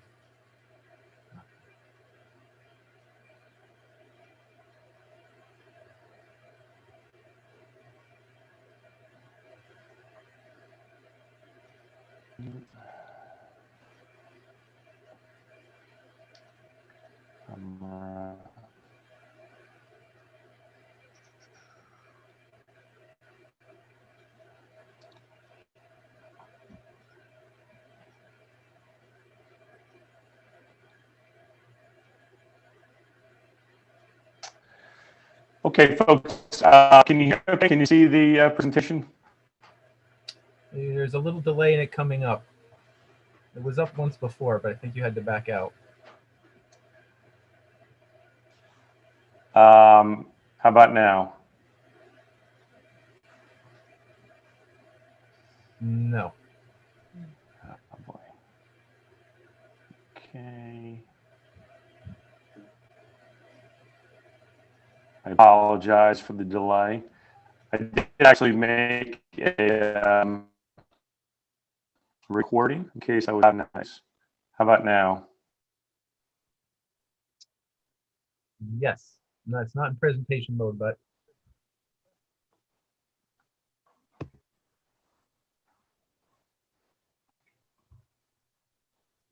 there you go. You should see New Jersey's most bucolic campus. Are we in the right place? Yes. Yes. Great. Thank you for your patience. I apologize for the delay there. It's a privilege tonight to speak to you about an amazing curriculum. And so the bulk of my presentation will be about the program of studies. But first, I'm particularly honored to mention that yesterday we learned that the Daughters of the American Revolution named Ms. Corey Loyola as the 2020 New Jersey History Teacher of the Year, to which no one was surprised because she is spectacular. She adds to her resume, which includes the Gilder Lehrman Teacher of the Year Award, the High Point Teacher of the Year Award, and many other impressive distinctions. Ms. Loyola has been invited to train ambitious social studies teachers around the country, and she is unlike any other teacher, and so we are thrilled that she was recognized. And we also want to thank Mr. Aldo Diodino, her supervisor, who nominated her for this award. So congratulations, Corey.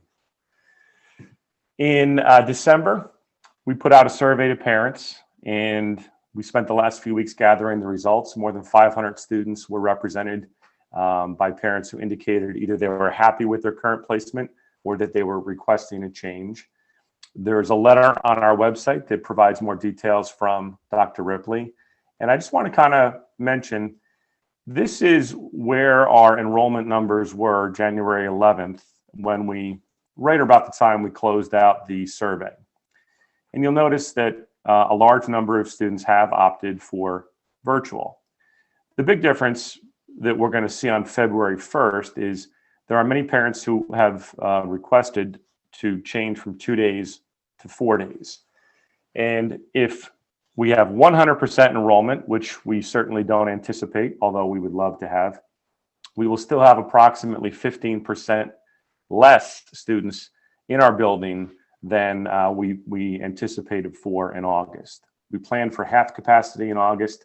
350 or 360 is our max at this point, and we're looking forward to welcoming them in on February 1st. And we also are really proud of the fact and pleased that we're able to communicate with parents and put the choice on their lap and let them advocate for their children as to which approach they, and increasingly, we see parents that would like their students in school more or would like to choose for the fully virtual. So that will begin on Monday. Governor Murphy has waived the graduation assessment requirement for 12th grade students. So about 25 of our seniors who had needed to earn a qualifying score in math or English no longer do. We waived state assessments last year, and we anticipate that we will likely waive them this year. We don't know. It's just a hunch. And speaking of assessments, we had our PSATs slated for today, but Mother Nature had different plans. So we don't know if we will reschedule those. We likely will not, given limited opportunities. So our program of study. This document is in Lucid Press, and I want to thank Mr. Carter, Mr. Dexter, Mr. Diodino, and Mr. Drellick, our 4 academic supervisors, for their hard work in shaping the vision and populating this document, which really publishes the great course offerings that we have. There is a pandemic. We have probably fewer changes than in the last 4 or 5 years. Only one completely new elective, no new graduation requirements. Midterms and finals will return. We began them last year after several years of a layoff. And we plan to give departments more input into category weights or specific grading policies. High Point requires students to earn 135 credits. The state of New Jersey requires 120. These requirements are not changing for next year. As is often the case, there is more thought and more that goes into the math program of studies than any other discipline. 15 years ago, High Point students used to take a bus to come up to High Point to have access to Algebra 1. And now, almost every student takes Algebra 1 in 8th grade. Because they take it in 8th grade, we are going to put aside our math concepts and applications sequence and no longer have students take Algebra 1 over a 2-year period in-house. If we did that, if we kept that MCA sequence, those students would basically be coming into High Point and taking Algebra 1 for a 2nd and a 3rd year. So we have a great relationship with our sending districts, and we're pleased that to some uniform degree, Algebra 1 is the mainstay for a full year in 8th grade.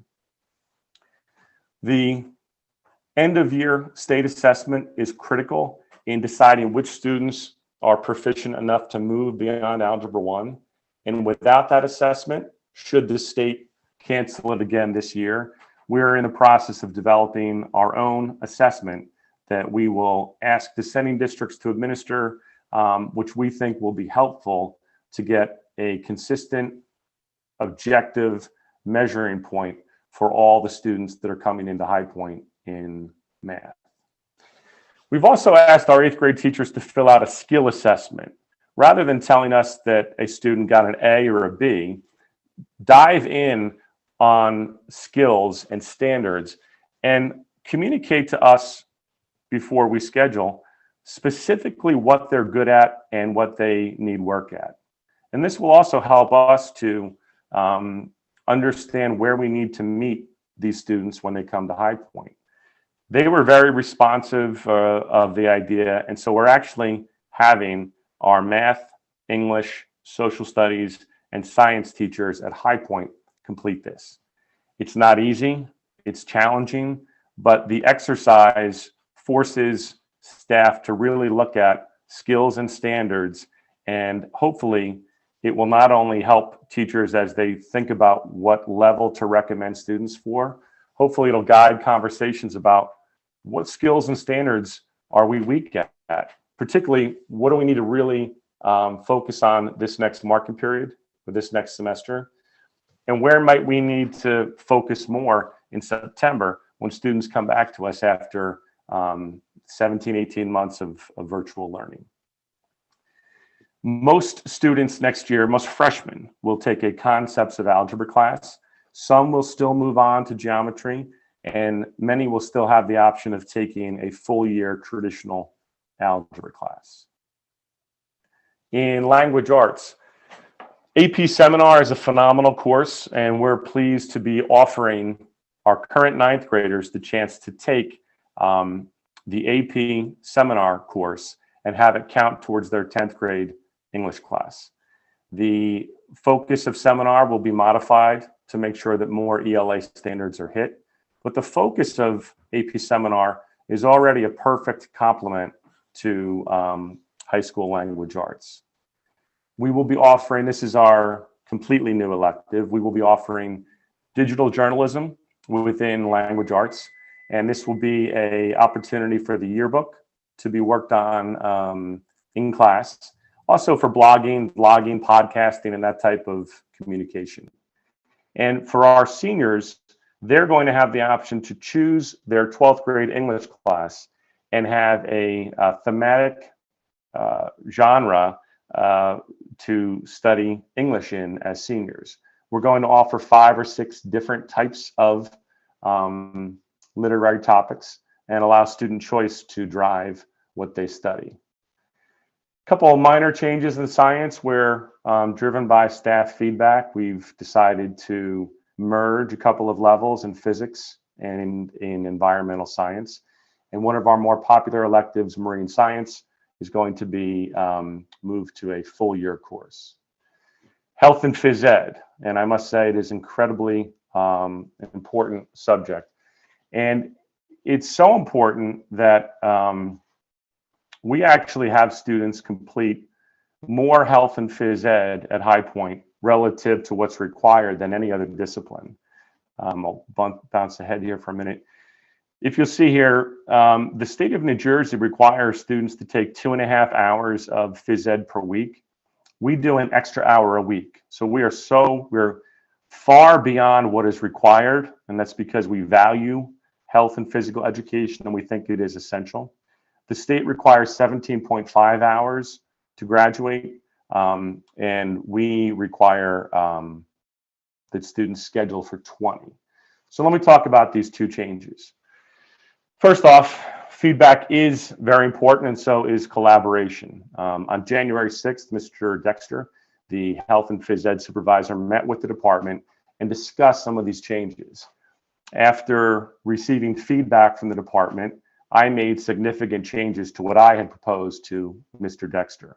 So we do value feedback, and we do think it is important that changes to the program of studies be discussed. This presentation was shared with the health and phys ed department, or a version of it, and I have a meeting with them tomorrow. So I look forward to continuing the ongoing collaboration with all departments and with that department about scheduling changes. We have students that currently take physical education virtually. They do so through a third-party provider known as Eduseer.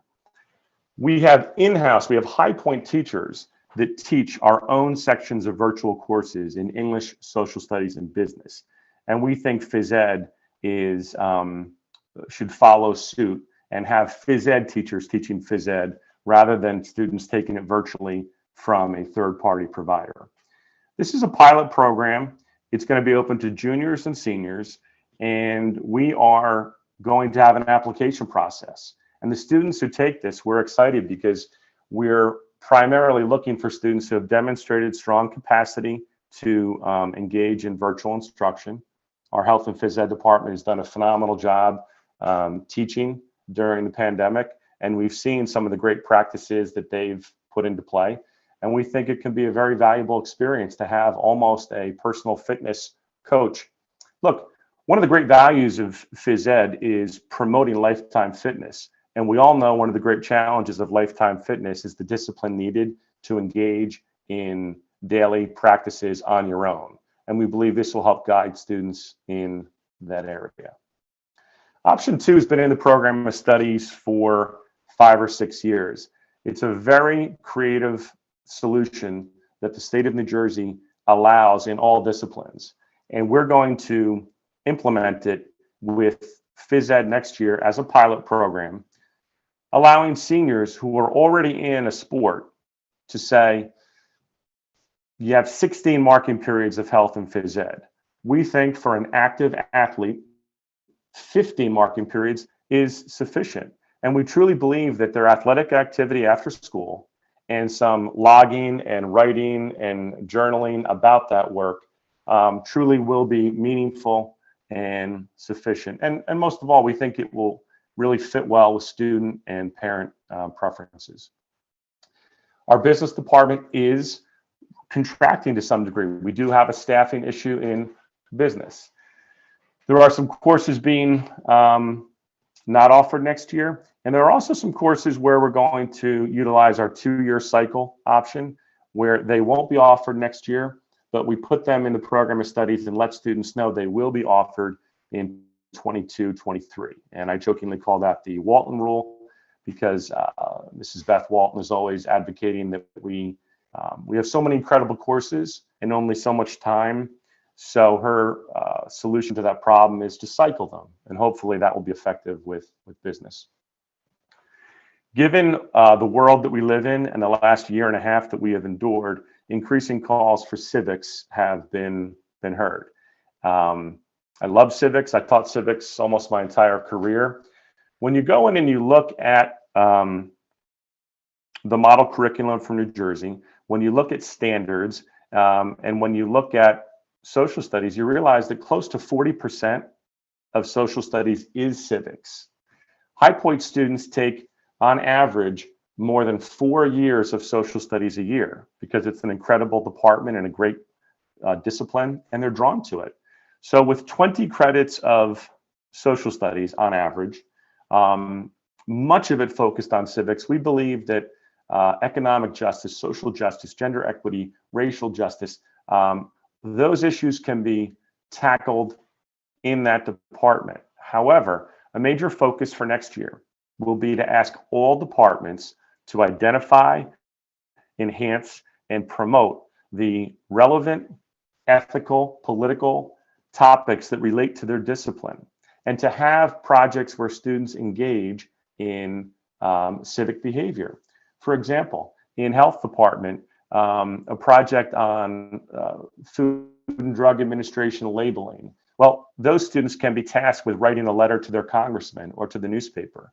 In an environmental science class, it's ripe with civic opportunities when you talk about the issue of our planet and of climate change. So our focus for civics truly will be to try and find some time for our teachers in these departments to highlight what are the components within those disciplines that where they're truly going to promote active citizenship.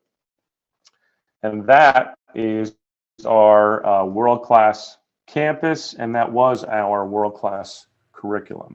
So I hope that you were able to see that and hear that, and I would be happy to answer any questions if you have any. I did get a little nervous. My wife started cooking dinner in the middle of my presentation, and I panicked for a bit, but it's all good. So just to be clear, Mr. Campbell, in response to the concerns voiced, the program of study for the PE, it is only a pilot for next year for 12th grade only, and it is driven by student choice. It's not something that's going to be mandated. So if so we're listening to the students and what their needs are, correct? Yeah, there may be no changes if students don't choose the options, the doors that we're opening to them. The virtual course may not run, and no students may choose to take on the tasks of journaling and recording their athletic activity. And for many students, phys ed class is their favorite class, or they're drawn to it. So it's an extension of the athletic field, and therefore they want it 16 marking periods, not 15.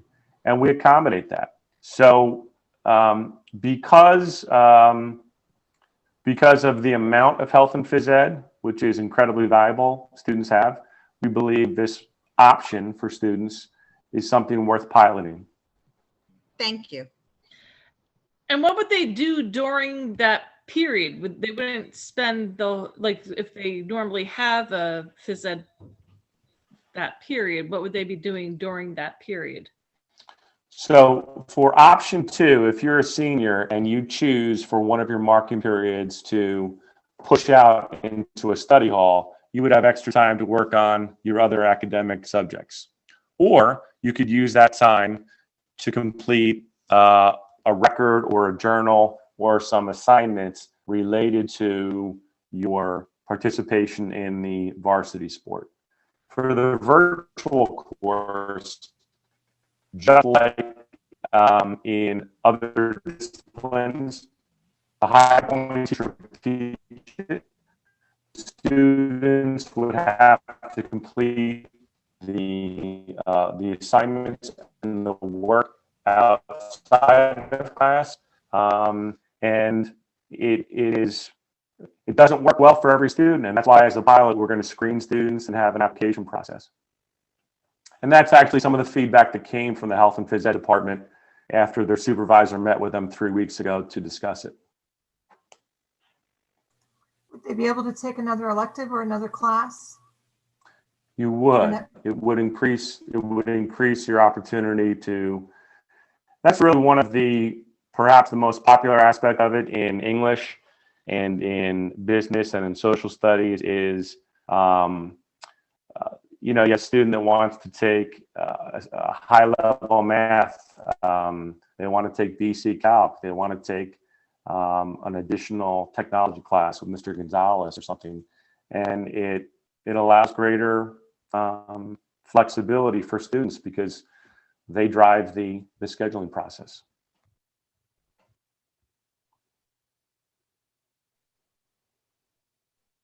Any other questions for Mr. Campbell? Thank you, Mr. Campbell, for your presentation. Thank you, folks. Okay, I think that concludes our presentation. So we'll move to other business. I'm going to refer this to Dr. Ripley for discussion about reopening of school. Mr. Campbell went over what we had done in the past 2 months, requesting parental input through a survey, which informed our process of offering the 4 days a week. We're taking incremental steps. We're still maintaining the same 4 days a week. We're still maintaining the same hours per day. While some schools are able to go full days and offer lunch, we're not at that point yet, but we do believe that incrementally approaching that is probably in our best interest. So that's our plan. We talk about, students' social emotional welfare, and we're becoming increasingly aware of that relative to our concerns over their physical well-being. So this is an attempt to address the full context of our concerns and challenges with COVID. So we believe that by having given choice to people that and still being less than we had prepared for in September, we're excited that families are able to send their kids 4 days a week when they so choose.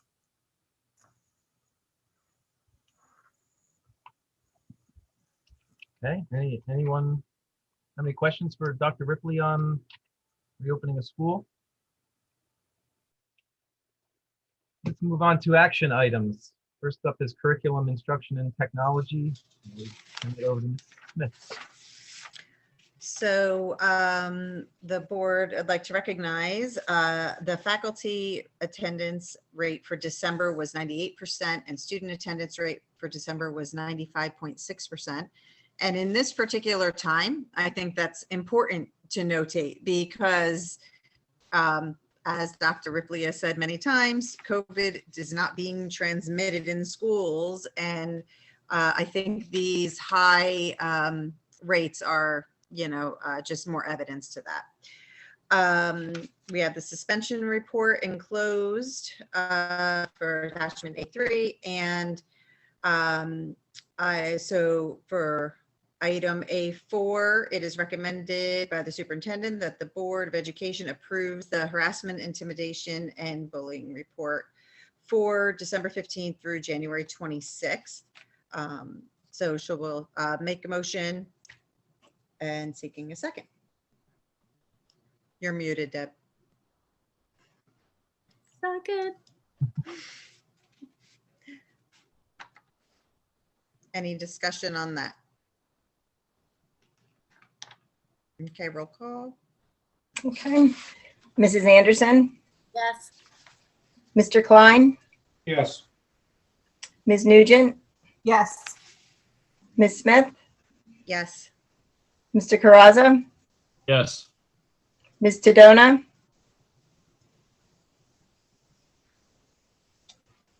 You're A4 works too. Ms. Kehoe, Yes. Mr. Arnold, Yes. Mr. Dunn, Yes. motion carries. Thanks. Don't worry, I'm not moving each one individually. I just separated that one because number 5 is that the board recognizes that there are no curricular field trips. So then I'm going to move items 6 through 9 together. Number 6, it is recommended that the board, yeah. Move number 5. No, we just did number 4. Yes. Oh, we have to move number, I'm sorry. No, because there's just recognizing or not approving. Well, you have to, well, That's usually what we do anyway. I think you have to move it. Okay, Halzak? Oh, let's move it. okay. Well, then I can do 5 through 9 together. Mhm. That's fine. Okay, so number 6 is board approved the professional development activities as listed. Number 7 is that the board approve the revised 2020-2021 school year calendar, which reflects the last day, tentative last day of June 14th, 2021, due to emergency snow closing on December 17th. Number 8, it is recommended superintendent approve and the board approve the 2021-2022 program of study as attached. And number 19, that the board accepts the automatic NJQ-SAC waiver for a period of 3 years from 2021 to 2024 as High Point Regional High School is determined to be a high-performing district during the prior New Jersey QSAC monitoring cycle in 2018, yay us. So making a motion, seeking a second. Second. Any discussion? And Leanne, I want to say, you're right. The way it's written is that it didn't look like we had to approve it, but the field trips are always approved. So that's why I jumped on that we should approve it because we always approve it, whether there's something there or not. So I'm sorry. Better to be my safe fault, than I'm sorry. sorry. Nah, it's all good. Any discussion? Yeah, so just item 9, the QSAC waiver. I think it's important for us to recognize that there was substantial effort put forward to be prepared for an audit that then we did not end up having to go through. Correct, Dr. Ripley? Yes, as a matter of fact, if the waiver was not given for 3 years and was only determined to be 1, we would have chosen to go through it because we believe unequivocally we would have passed and that it would have maintained our status as high performing and would have, we would have gone another 3 years. So if the waiver was for 1 year, we would have been, we would have not accepted this. We would have been monitored this year. I would like to also add that thank you to Seamus Campbell, because not only is he the one who heads up that CUSAC, along with all the other people that take part in it, but the program of study is no small undertaking either. And I think that he does a phenomenal job. So just wanted to say thank you. Okay, roll call, please. Ms. Tadona? Yes. Dr. Kehoe? Yes. Ms. Smith? Yes. Mr. Caraza? Yes. Ms. Nugent? Yes. Mr. Klein? Yes. Mrs. Anderson? Yes. Mr. Arnold? Yes. Mr. Dunn? Yes. All motions carry.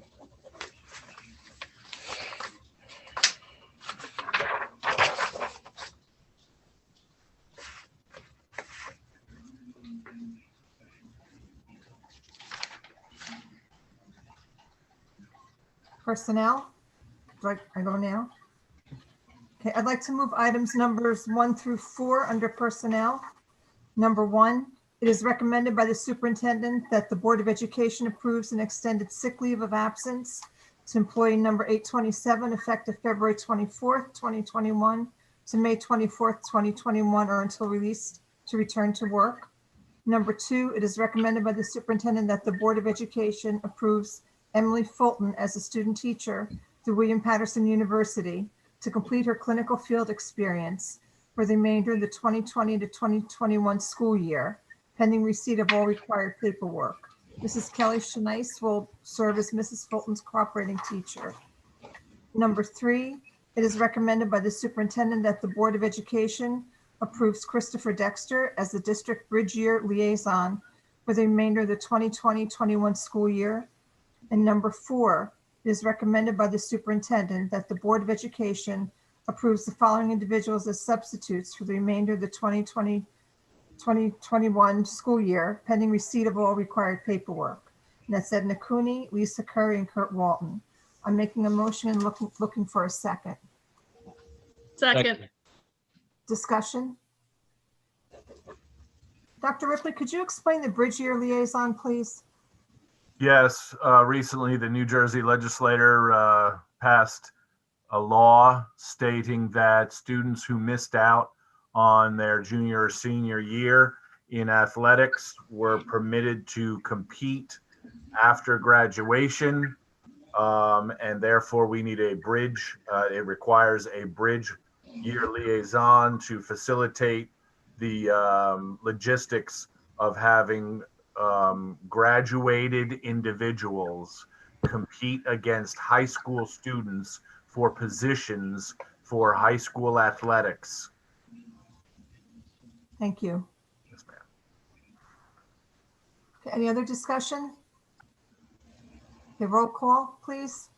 Dr. Kehoe? Yes. Mr. Caraza? Yes. Mrs. Anderson? Yes. Mr. Klein? Yes. Ms. Tadona? Yes. Ms. Smith? Yes. Ms. Nugent? Yes. Mr. Arnold? Yes. Mr. Dunn? Yes. All carry.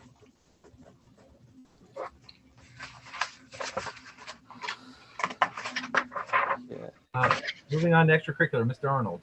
Thank you. I will also move items 1 through 4 for extracurricular.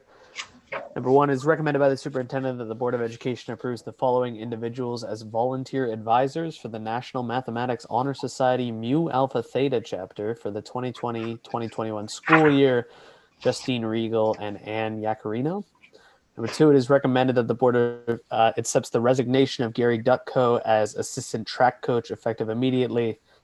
Number 3, it is recommended by the superintendent that the Board of Education approves the following extracurricular appointments for the 2021 school year. And that is John Gardner as assistant softball coach at the rate listed, and Number 4, it is recommended by the superintendent that the Board of Ed approves Eric Carlson as a volunteer swim coach for the 2021 swim season, pending receipt of all required paperwork.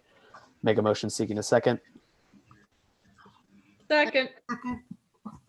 Any discussion on those? Scott, just one question. I may be mistaken on this, but wasn't Gary Dutko the head coach of the track program? No. He wasn't. Okay. Thank you. Anybody else? Great. Roll call, please. Mr. Klein, Yes. Mrs. Anderson, Mrs. Anderson, She said yes, yeah. Ms. Nugent, Yes. Ms. Smith, Yes. Mr. Caraza, Yes. Ms. Tadona, Yes. Dr. Kehoe, Yes. Mr. Arnold, Yes. Mr. Dunn, Yes. all motions carry. So we'll move on to policy and back to Mrs. Nugent. I'd like to move item number 1. It's the only item. It is recommended by the superintendent that the Board of Education approves the second reading of the following new policy, attachment D1, bylaw 0164.6, remote public board meetings during a declared emergency. I'm making a motion and seeking a second. Second. Second. Any discussion? Okay, roll call vote, please. Dr. Kehoe, Yes. Ms. Tadona, Yes. Ms. Smith, Yes. Mr. Caraza, Yes. Mr. Klein, Yes. Mrs. Anderson, Yes. Ms. Nugent, Yes. Mr. Arnold, Yes. Mr. Dunn, Yes. motion carried. Okay, next item is negotiations, of which we have none. So we will move on to buildings and grounds, which we also have none, but I have a feeling Mrs. Anderson might want to speak to that, even though we have no action items. I really don't have anything specific to say. I've made this disclaimer in the past that just because there's no action items doesn't mean there isn't action happening at our buildings and grounds. Our maintenance, custodials, grounds people are always working really hard, keep things in good shape. So we talk a lot about it, and there's things happening and plans in the work, but nothing that we have to approve with a motion. So that's why there's nothing there. Okay, thank you. So I'm going to add to that. I went the other day to the administration building and took almost a hand truck full of paperwork with me so I can kind of wrap my mind around everything that's happening. Tina wanted to give me more, but I said I can only make it to the truck. So, but yes, that's something that's I'm a little passionate about. So, and I understand it.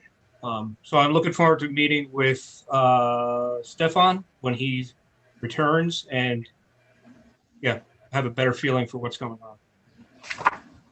Thank you, folks. So then we move on to finance. Dr. Kehoe, could you lead us through those? Certainly, thank you. I'm going to move items 1 through 8 together. Item 1, it is recommended by the superintendent that the Board of Education accepts the report of the board secretary / business administrator for the month of December 2020. Item 2, it is recommended by the superintendent that the Board of Education accepts the report of the treasurer for the month of December 2020, attachment G2. We hereby certify pursuant to NJAC 6A:23-2.11C3 that as of the date of the board secretary monthly reports, no budgetary line item account has encumbrances and expenditures which in total exceed the line item appropriation in violation of NJAC 6A:23-2.1A. Item 3, it is recommended by the superintendent that the Board of Education approves the report of transfers and the minimum expense transfer report for the month of December 2020. Item 4, it is recommended by the superintendent that the Board of Education approves for payment the attached schedule of audited bills dated January 26, 2021. Item 5, it is recommended by the superintendent that the Board of Education accepts the adult education agency account, athletic account, cafeteria account, principal's petty cash account, scholarship account, school store account, and the student activities for the month of December 2020. Number 6, it is recommended by the superintendent that the Board of Education accepts, approves, and places on file the comprehensive annual financial report, quote, audit for the fiscal year ending June 30th, 2020. The comprehensive annual financial report in the financial section stated there were no corrective recommendations. Item 7, it is recommended by the superintendent that the board approves the following tax shelter annuity company for 2020/2021 school year. Eric Lindstrom, Financial Advisor, ABMM, Security Benefit Life Insurance Company, SBL. And finally, number 8, it is recommended by the superintendent that the Board of Education grant permission to the High Point Hoops 3-on-3 Clinic, William Percy and Jesse Strell, to host the non-affiliated co-ed basketball clinic, 3rd through 8th grade, which will run February 17th, 14th, 21st, 28th of 2021, and March 7th, 14th, 21st, 28th of 2021, during the hours of 5 p.m. to 7 p.m. The camp will be self-supporting and will charge $90 per participant. Do I have a second? Second. Do we have any discussion? The only question is the basketball camp at number 8. Don't get me wrong, it's a wonderful camp. Both of my sons participated in it. Mr. Strell and Mr. Percy do a fantastic job with it. I'm just curious, are we permitted to have that camp under the current situation? Yes, we are. They are required to fulfill all protocols, guidelines relative to the NJDOH and the NJDOE and comply with our reopening plan, and they've been made aware of that. And What then if school, sorry, that's all right. In the past, I guess I don't have a calendar in front of me. In the past, I know they usually did these on Saturdays or Sundays. I'm guessing those dates are on weekends. Is that out? yes, February 7th, 14th, 20, they're Sundays. They're all Sundays, right? Okay. Yes. All right. Thank you. Dr. Ripley, if school is virtual, would this still go on at that time? It's an excellent question. This is dependent upon the availability of the building, which could change at any time. So if we do go all virtual, we would likely, almost certainly have to cancel this. I just have a question on the same item, and so it's under finance. Is there some sort of cost that's associated with this, or did it just not fit anywhere else? For us, I mean. They do make a donation to our students as a part of the process for the use of the building and for the charging for the participants. I would assume that that is a component of why it's under finance. Okay. I'd like to refer to item 6, which is a comprehensive annual financial report, and thank Mrs. Palachek. And Mr. Sabo, I think, was also on board at a time during the preparation of this. The fact that we have no corrective recommendations, kudos to us and to those people in the entire board office for the work that they do to keep us in line. Yeah, that's what I wanted to say. Thank you, Mr. Dunn. I wanted to laud Fran Wenteljewski and Dawn Heller for their decades of commitment to High Point. And this was over the course of 2 different BAs. And we get stellar audits irrespective of because of their experience, their Mhm. commitment, their dedication, and their role in our district, our community, and with the board office. So it is in large part, not that I'm taking away anything from the BA, but in large part due to Fran and Dawn's expertise and professionalism. Absolutely. Any other comments? Seeing no further comments, can we take a roll call, please? Mrs. Anderson, Yes. Mr. Klein, Yes. Ms. Nugent, Yes, yes. Ms. Smith, Yes. Mr. Caraza, Yes. Ms. Dodona, Yes. Dr. Kehoe, Yes. Mr. Arnold, Yes. Mr. Dunn, Yes. all motions carry. Thank you. Next, I'm going to move number 9.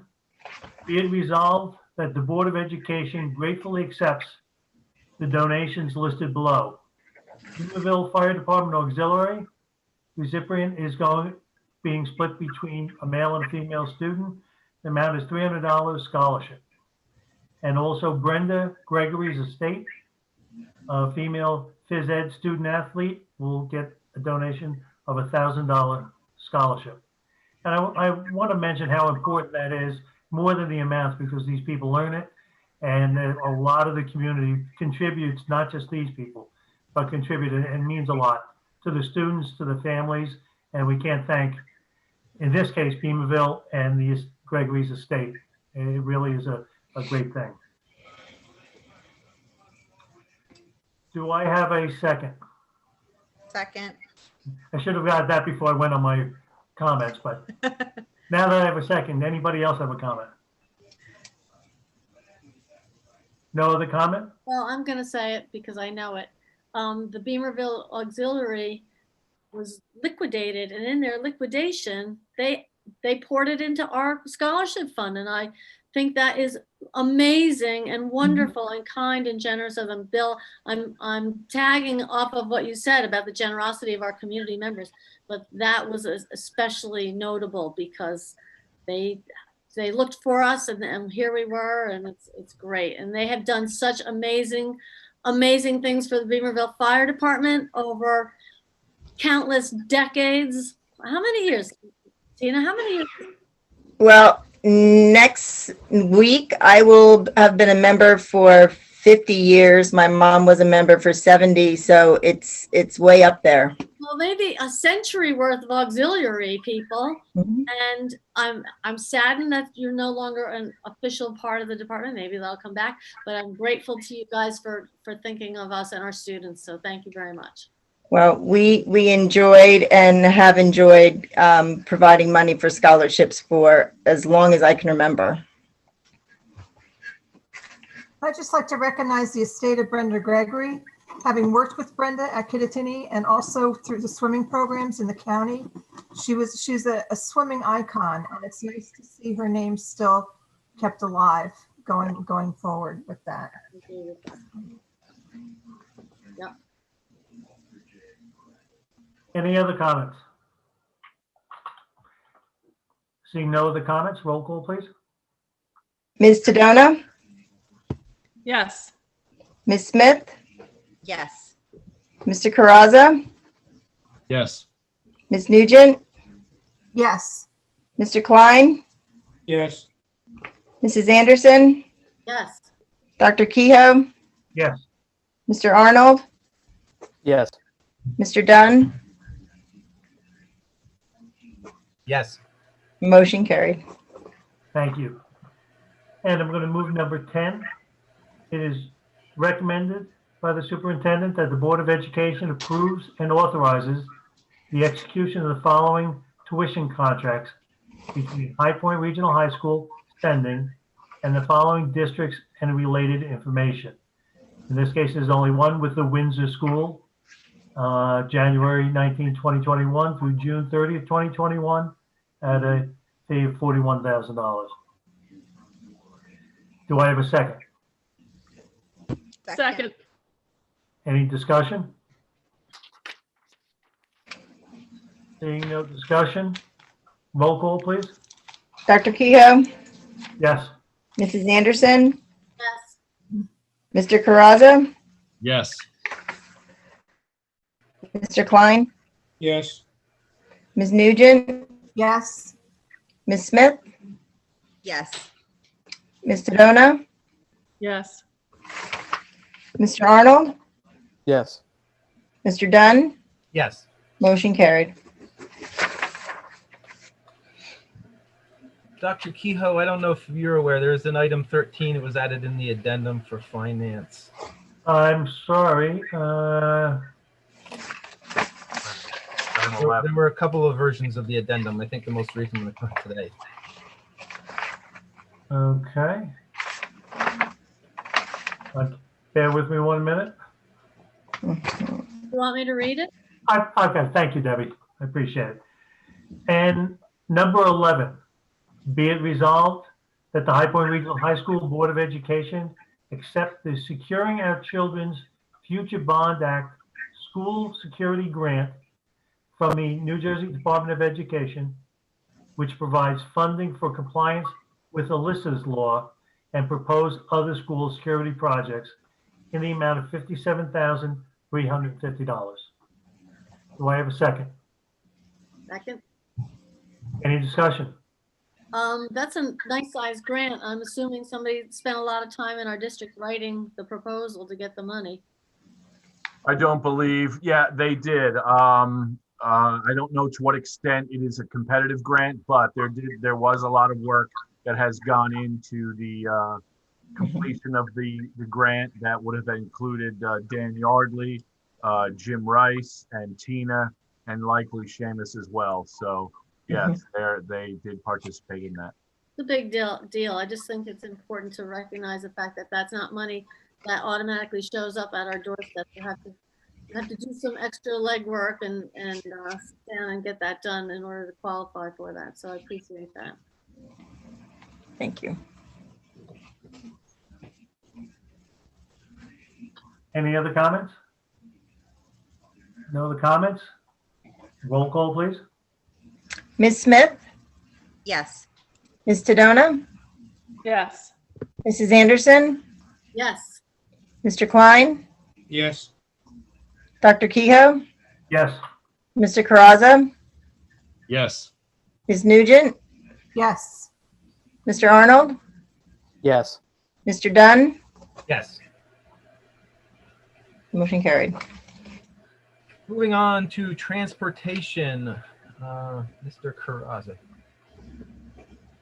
I would like to move items 1 through 3 together. Item number 1, it's recommended that the board approves and authorizes the execution of the revised joint transportation agreement for a special needs student for the remainder of the 2021 school year as listed. Item number 2, it's recommended that the board approves and authorizes the execution of the joint transportation agreement for transportation for the 2021 school year as listed. And finally, item number 3, it's recommended that the board approve and authorize the execution of the quoted contract for transportation for the 2020-21 school year as listed. Do I have a second? Second. Does anybody have any discussion? Seeing none, I'd ask for the roll call, please. Mr. Klein, Yes. Ms. Nugent, Yes. Ms. Smith, Yes. Ms. Sedona, Yes. Dr. Kehoe, Yes. Mrs. Anderson, Yes. Mr. Caraza, Yes. Mr. Arnold, Yes. Ms. Dunn, Mr. Dunn, sorry. Yes. Motion carried. Thank you. She lovely. We'll take her to. Moving on to long-term planning, we don't have any action items there. This is from an ad hoc or an as-needed committee. We have no dates on the schedule yet for that committee to meet, but I would like to perhaps look at the calendar and try to get something down so that we don't let this committee lapse too much. But that's about all I had on long-term planning. So the next up was legal, which we have no items to move there. So then moving on to correspondence, and I'm not aware that we have any correspondence, but I'll ask Dr. Ripley if he knows of any. No, we do not have any. Okay. So then we move on to miscellaneous items. There's one listed in our normal agenda, and there are two resolutions, important resolutions we're going to consider that are in the addendum. Let's hit the first item under miscellaneous, which is school board mandated training. And I believe we covered this with Ms. Hellowa. Basically, contact the board office if you need to schedule training. Right? Anything more to be said there? So we'll move to the two resolutions in the addendum. First resolution, and I think I'm going to be reading here for a little while, so bear with me. First resolution is a recognition that January is school board recognition, school board month, recognition month. So be it resolved that the High Point Regional High School Board of Education recognize January as New Jersey School Board Recognition Month. Whereas the New Jersey State Board of Education, which adopts the administrative code to implement state education law, has established rigorous standards through its promulgation of the New Jersey Student Learning Standard, which set the expectations of academic achievement for nearly 1.4 million public school children. And whereas New Jersey's locally elected and appointed boards of education play a vital role in ensuring that their local school districts meet state standards and adhere to all code provisions with the goal of providing an outstanding education to prepare all students for college and the workplace and to enable them to compete in a global economy. And whereas New Jersey's 5,000 nonpartisan local Board of Education members and charter school trustees are public servants who dedicate their time without pay or benefit to the oversight of school district operations, sound financial practices, comprehensive policies, curriculum staffing, and the well-being and academic achievement of all students in the district. And whereas the efforts of local boards of education in conjunction with state education officials and local educators have built a foundation of success that has led New Jersey's status as a leader in student achievement as evidenced by the National Assessment of Educational Progress scores. And whereas the National School Boards Association and the New Jersey School Boards Association have declared January 2021 to be School Board Recognition Month. Now, therefore, be it resolved that the New Jersey State Board of Education recognizes the contributions of our state's local boards of education to the academic success of its public school students and expresses its sincere appreciation to local Board of Education members for their continued focus on the achievement of children throughout New Jersey, and be it further resolved that the New Jersey State Board of Education encourages qualified New Jersey citizens to consider serving as members on their local school boards. Anyone want to move that? So moved. Second. Second. Would anybody like to make a comment or discuss that resolution?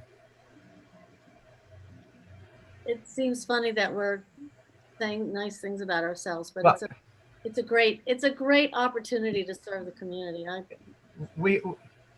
I'll own up to asking Dr. Ripley to have this one on here because I think it's important that it be recognized, and I want to recognize my colleagues that I serve with on the board for their time that they spend oftentimes away from their family.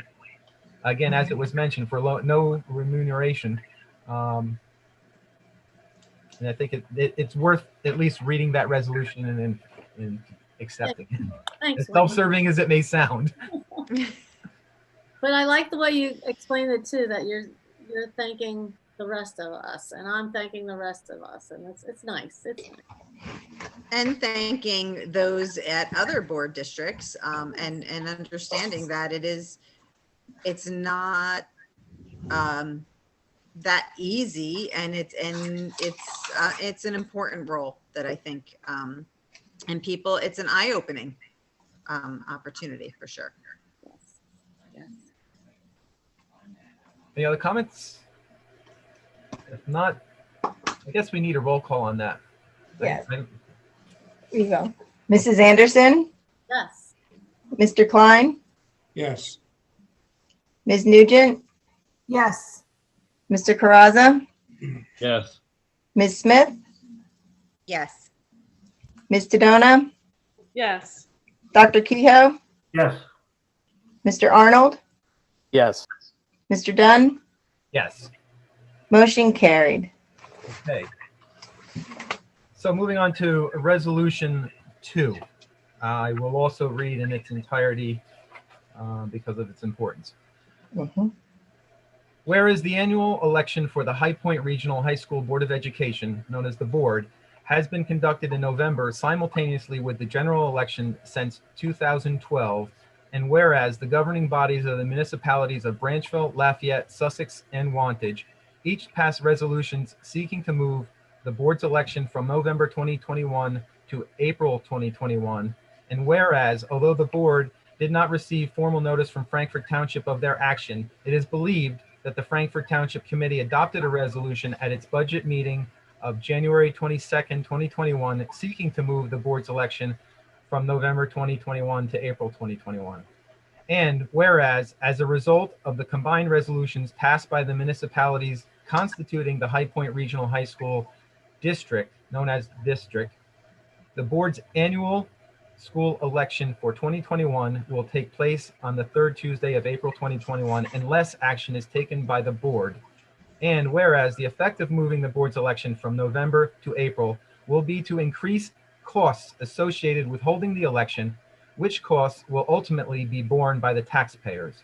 And whereas April school elections have historically and consistently had significantly lower voter turnout than the November elections, and whereas the board is authorized by NJSA 1960-1.1 to move the election from the third Tuesday in April to the date of the general election in November by resolution, and whereas the board believes it is in the best interest of the students and taxpayers of the district to hold the annual school election in November, and now therefore be it resolved that the date of the annual school election for the board shall be moved from the third Tuesday of April 2021 to the date of the November 2021 general election, and be it further resolved that this resolution shall take effect immediately for the 2021 annual school election and for all future annual school elections, and be it further resolved that the board's business administrator is hereby directed to provide certified copies of this resolution to the Sussex County Clerk, the Sussex County Board of Elections, and the governing bodies and boards of education in Branchville, Frankfort, Lafayette, Sussex, and Wantage. May I have a motion for that resolution? So moved. Second. Second. A discussion and comments on that resolution. I'll open the floor. I mean, I would just like to say it's unfortunate that we even have to pass this resolution, in my opinion. I think the governing bodies of the sending district municipalities at best are acting disingenuously here. The basis for this was our passage of our budget last year, as we've discussed in numerous prior meetings, led to a 14% increase in property taxes to the constituents of our sending district. However, I would like to note that Superintendent Ripley volunteered his time to give his budget presentation to all 5 governing bodies that make up our sending district. And specifically, since I'm a Frankfort representative, his presentation was confirmed on April 9th of last year with the town clerk. I would note, it should be noted as well, that that presentation was to take place before our acting and passing our budget. And I would note that all 5 governing bodies canceled Dr. Ripley's presentation to them prior to the enactment of our budget. I would also note that in the 7 years prior to last year's budget, this board reduced property taxes by 11% over that 7-year period. With last year's passage of our budget, over the last 8 years, this board has increased property taxes only by 3.2%. I would challenge any of those 5 municipalities to say that they've kept property taxes that low of a rate of increase over the same period of time. Unfortunately, I think this was politics at its worst. This board has a history of protecting the taxpayers of our sending districts. And quite frankly, I thought this was politics at its worst. And I plan to support the resolution because there's no reason that, although everyone of the governing bodies is concerned with taxpayer dollars, they don't seem to mind having our high school budget charged for the cost of this special election in April. So again, for that reason, those reasons, I will be supporting this resolution. Anyone else like to comment on this resolution? Thank you, Mr. Crowder. Yeah, I agree with Joe that this is just, when I went and talked to the Branchville Town Council and Mayor and explained to them all of the things that Joe just said, I said, nobody cares that we lowered it, that we lowered the tax levy. But and I said, I know we kicked you in the teeth last year with the 14%. We increased the tax levy for the high school by 14%. And that affects everybody's property taxes much differently, borough by municipality by township. Everybody, because of a formula that I don't really understand. It's generated at the state level. But we've been doing our best to keep it down. Now, all of a sudden, for the last 3 years, and we've got a couple more to go, 4 more to go, the state is taking away our state aid that they collect taxes from everybody in the state of New Jersey and then distribute it to school districts.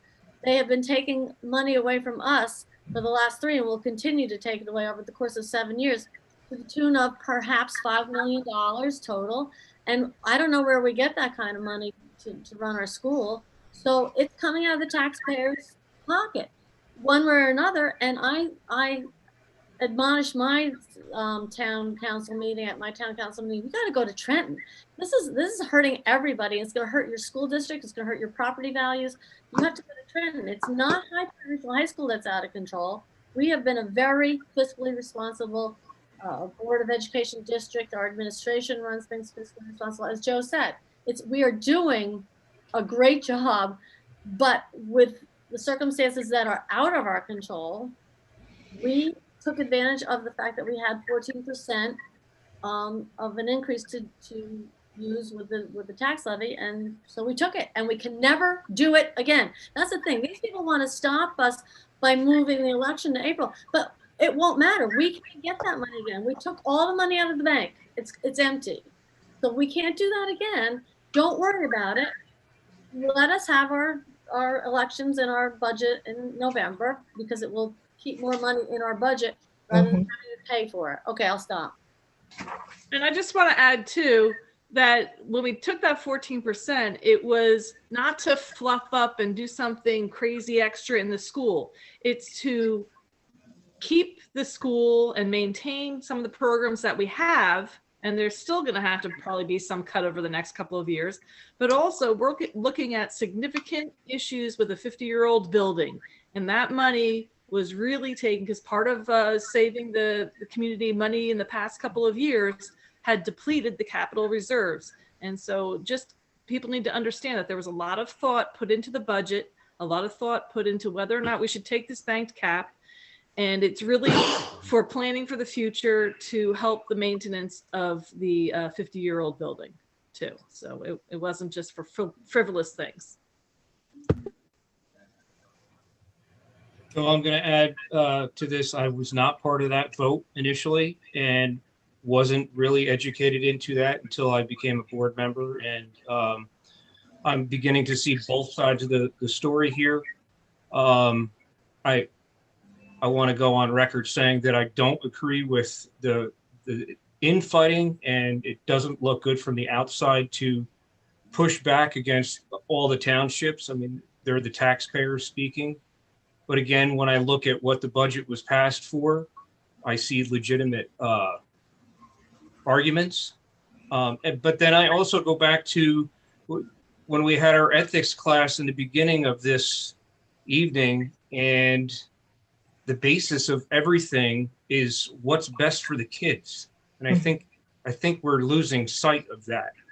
A small tax increase, I just think we're going down a nasty road. That's going to be long lasting. I want to make sure I give everyone a chance to weigh in on this important issue if you would like. If I may, Wayne?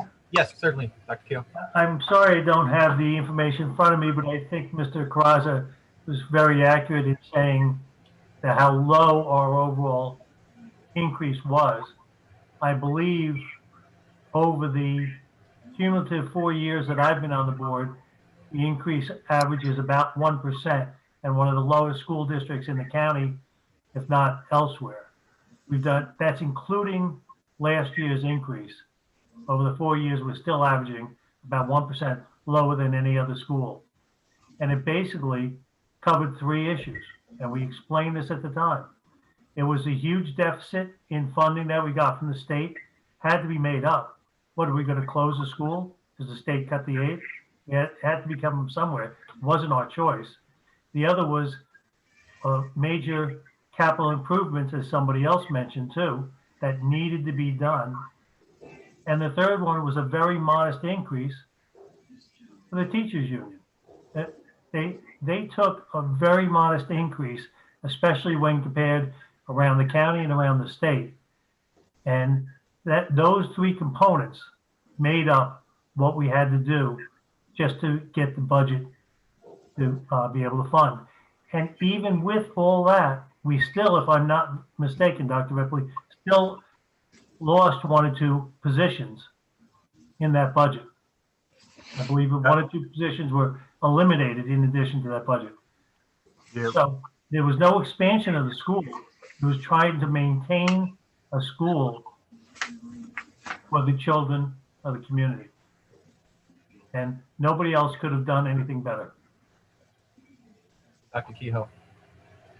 I just want to suggest one minor correction to something that Mr. Carrazza mentioned about the 5 municipalities canceling their budget presentations. I do know that that the presentation to Wantage was made because I think I attended that with Dr. Ripley virtually. But I do want to mention that that presentation was made to a committee who had retained a special attorney who was present there to question Dr. Ripley about the fundamentals of our budget. And I want to give kudos to Dr. Ripley for his preparation and the way he handled that presentation.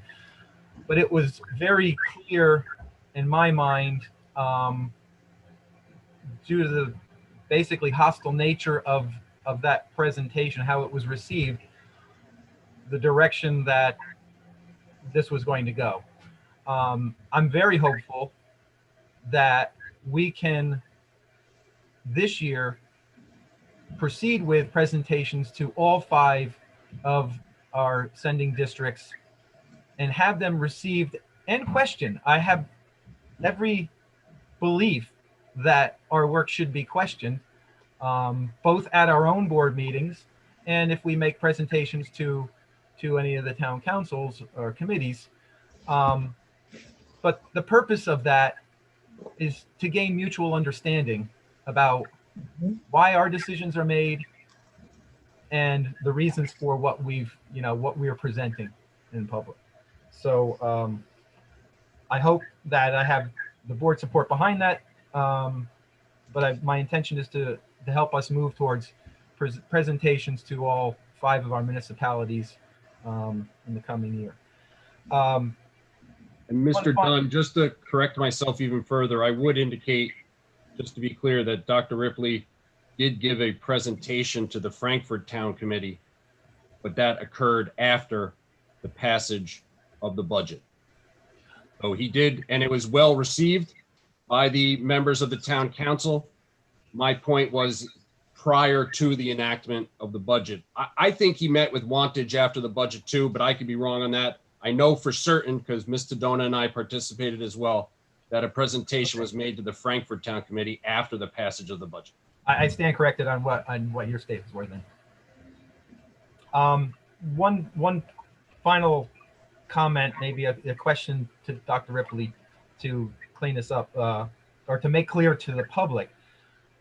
Now that we have elections since 2012 in November, under the current statute, we are limited by the amount at which we can increase a budget statutorily to 2% annually. Is it the budget we can increase 2% or the tax? Sorry, the tax levy.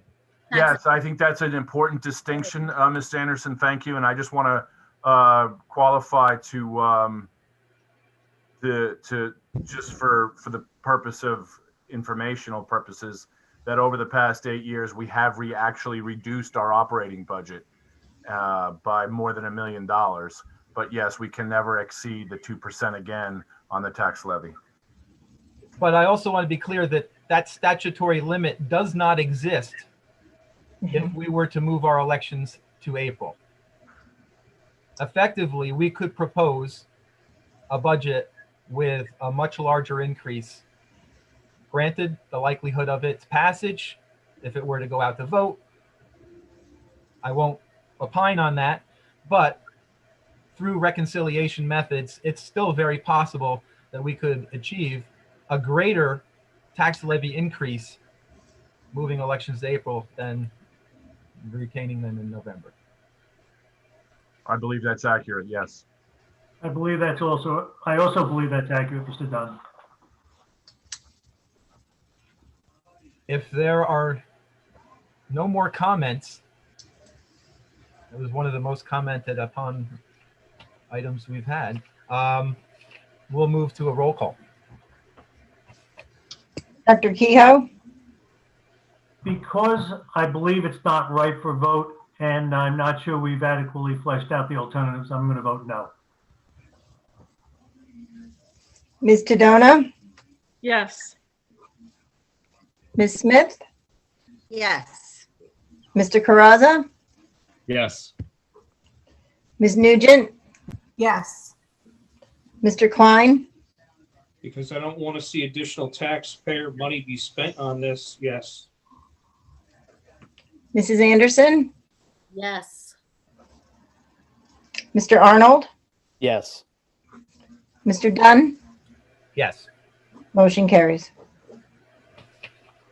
Okay, so that wraps up resolutions under miscellaneous. Correct? Yes. So we now have our second public comment session of the night. Let me visit our form. Looks like Mr. Yardley may be bringing something in. Okay, so we have a comment made by Elizabeth Sunda, who is a teacher at High Point, and I think this was a notation of a correction to a name that was left off of a mention earlier. Let's please acknowledge Ava Veldrin was also named to the New Jersey Herald All-League second team for the second year in a row. It was not listed in the paper. That was unintentional, I'm sure. Thank you, Mrs. Sunda. And then a follow-up comment by Mr. Todd Danetta. The comment is simply not accurate information. I assume that relates to his former comments. If there are any other public comments, I'd ask that you try to get them submitted right now.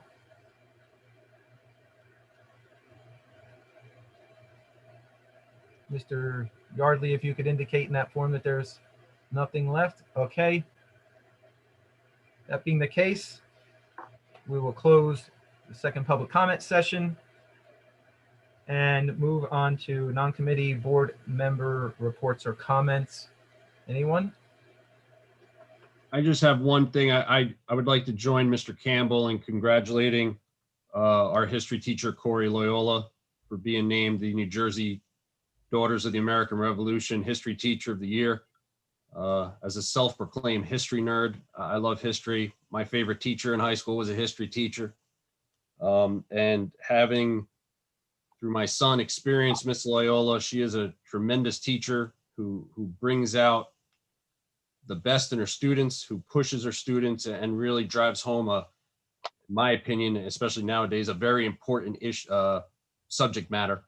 And you know, she's constantly being recognized, and there's a reason for that. She is phenomenal, and I just would like to congratulate her as well on that achievement and that recognition.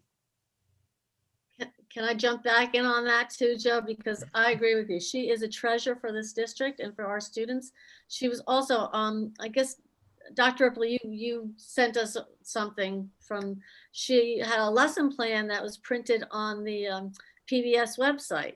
And it was just amazing. I went, because I'm not as much a nerd as you are, Joe, but I went on the lesson plan and I read through it, and I went to the letter from prison. I mean, it was just amazing. It was the Martin Luther King thing. It was amazing and so engrossing and engaging. And she just is, she's that teacher, and we are so lucky to have her. I would like to just, as always, mention, you know, as Mr. Talame did about the food bank. You know, these snow days that we have occasionally are a great time for people to clean out their cupboards and find that extra can of soup and send it in with your child, or drop it off to High Point. You know, many people think of the food pantries and donations during the holiday season, and then there's a significant drop off during the winter months. But of course we need to eat. And so I would just like to always encourage people to, you know, during the can sale or wherever you may be, and you see a little extra, something that's a good deal, grab an extra item for somebody who might not be able to afford it and send it to High Point so we can help our community. Thanks. Thank you. Any other comments? No? Then I believe we have just one item under other business. For the purpose of public disclosure and in accordance with the Open Public Records Act, the High Point Regional High School Board Office has received and responded to the following Oprah requests over the past month. The board will continue to provide this information on a monthly basis. And if I'm correct, there were none? It's on the next page. Oh, okay. So one item, Mark Procure looked to see purchase orders from January for the entire year of 2020. It took approximately 50 minutes to prepare at a cost of $16.17. So, Mr. Dunn, I've looked through our records and it appears that they, on a regular basis, put out the same Oprah request. Okay, very good. So, with that, I'll entertain a motion to adjourn us for the evening. Motion. Second. All in favor? Aye. Aye. Any opposed? We're adjourned at 8:58. It looks so short on paper. Oh my goodness. Have a That nice was a evening, long everybody. night.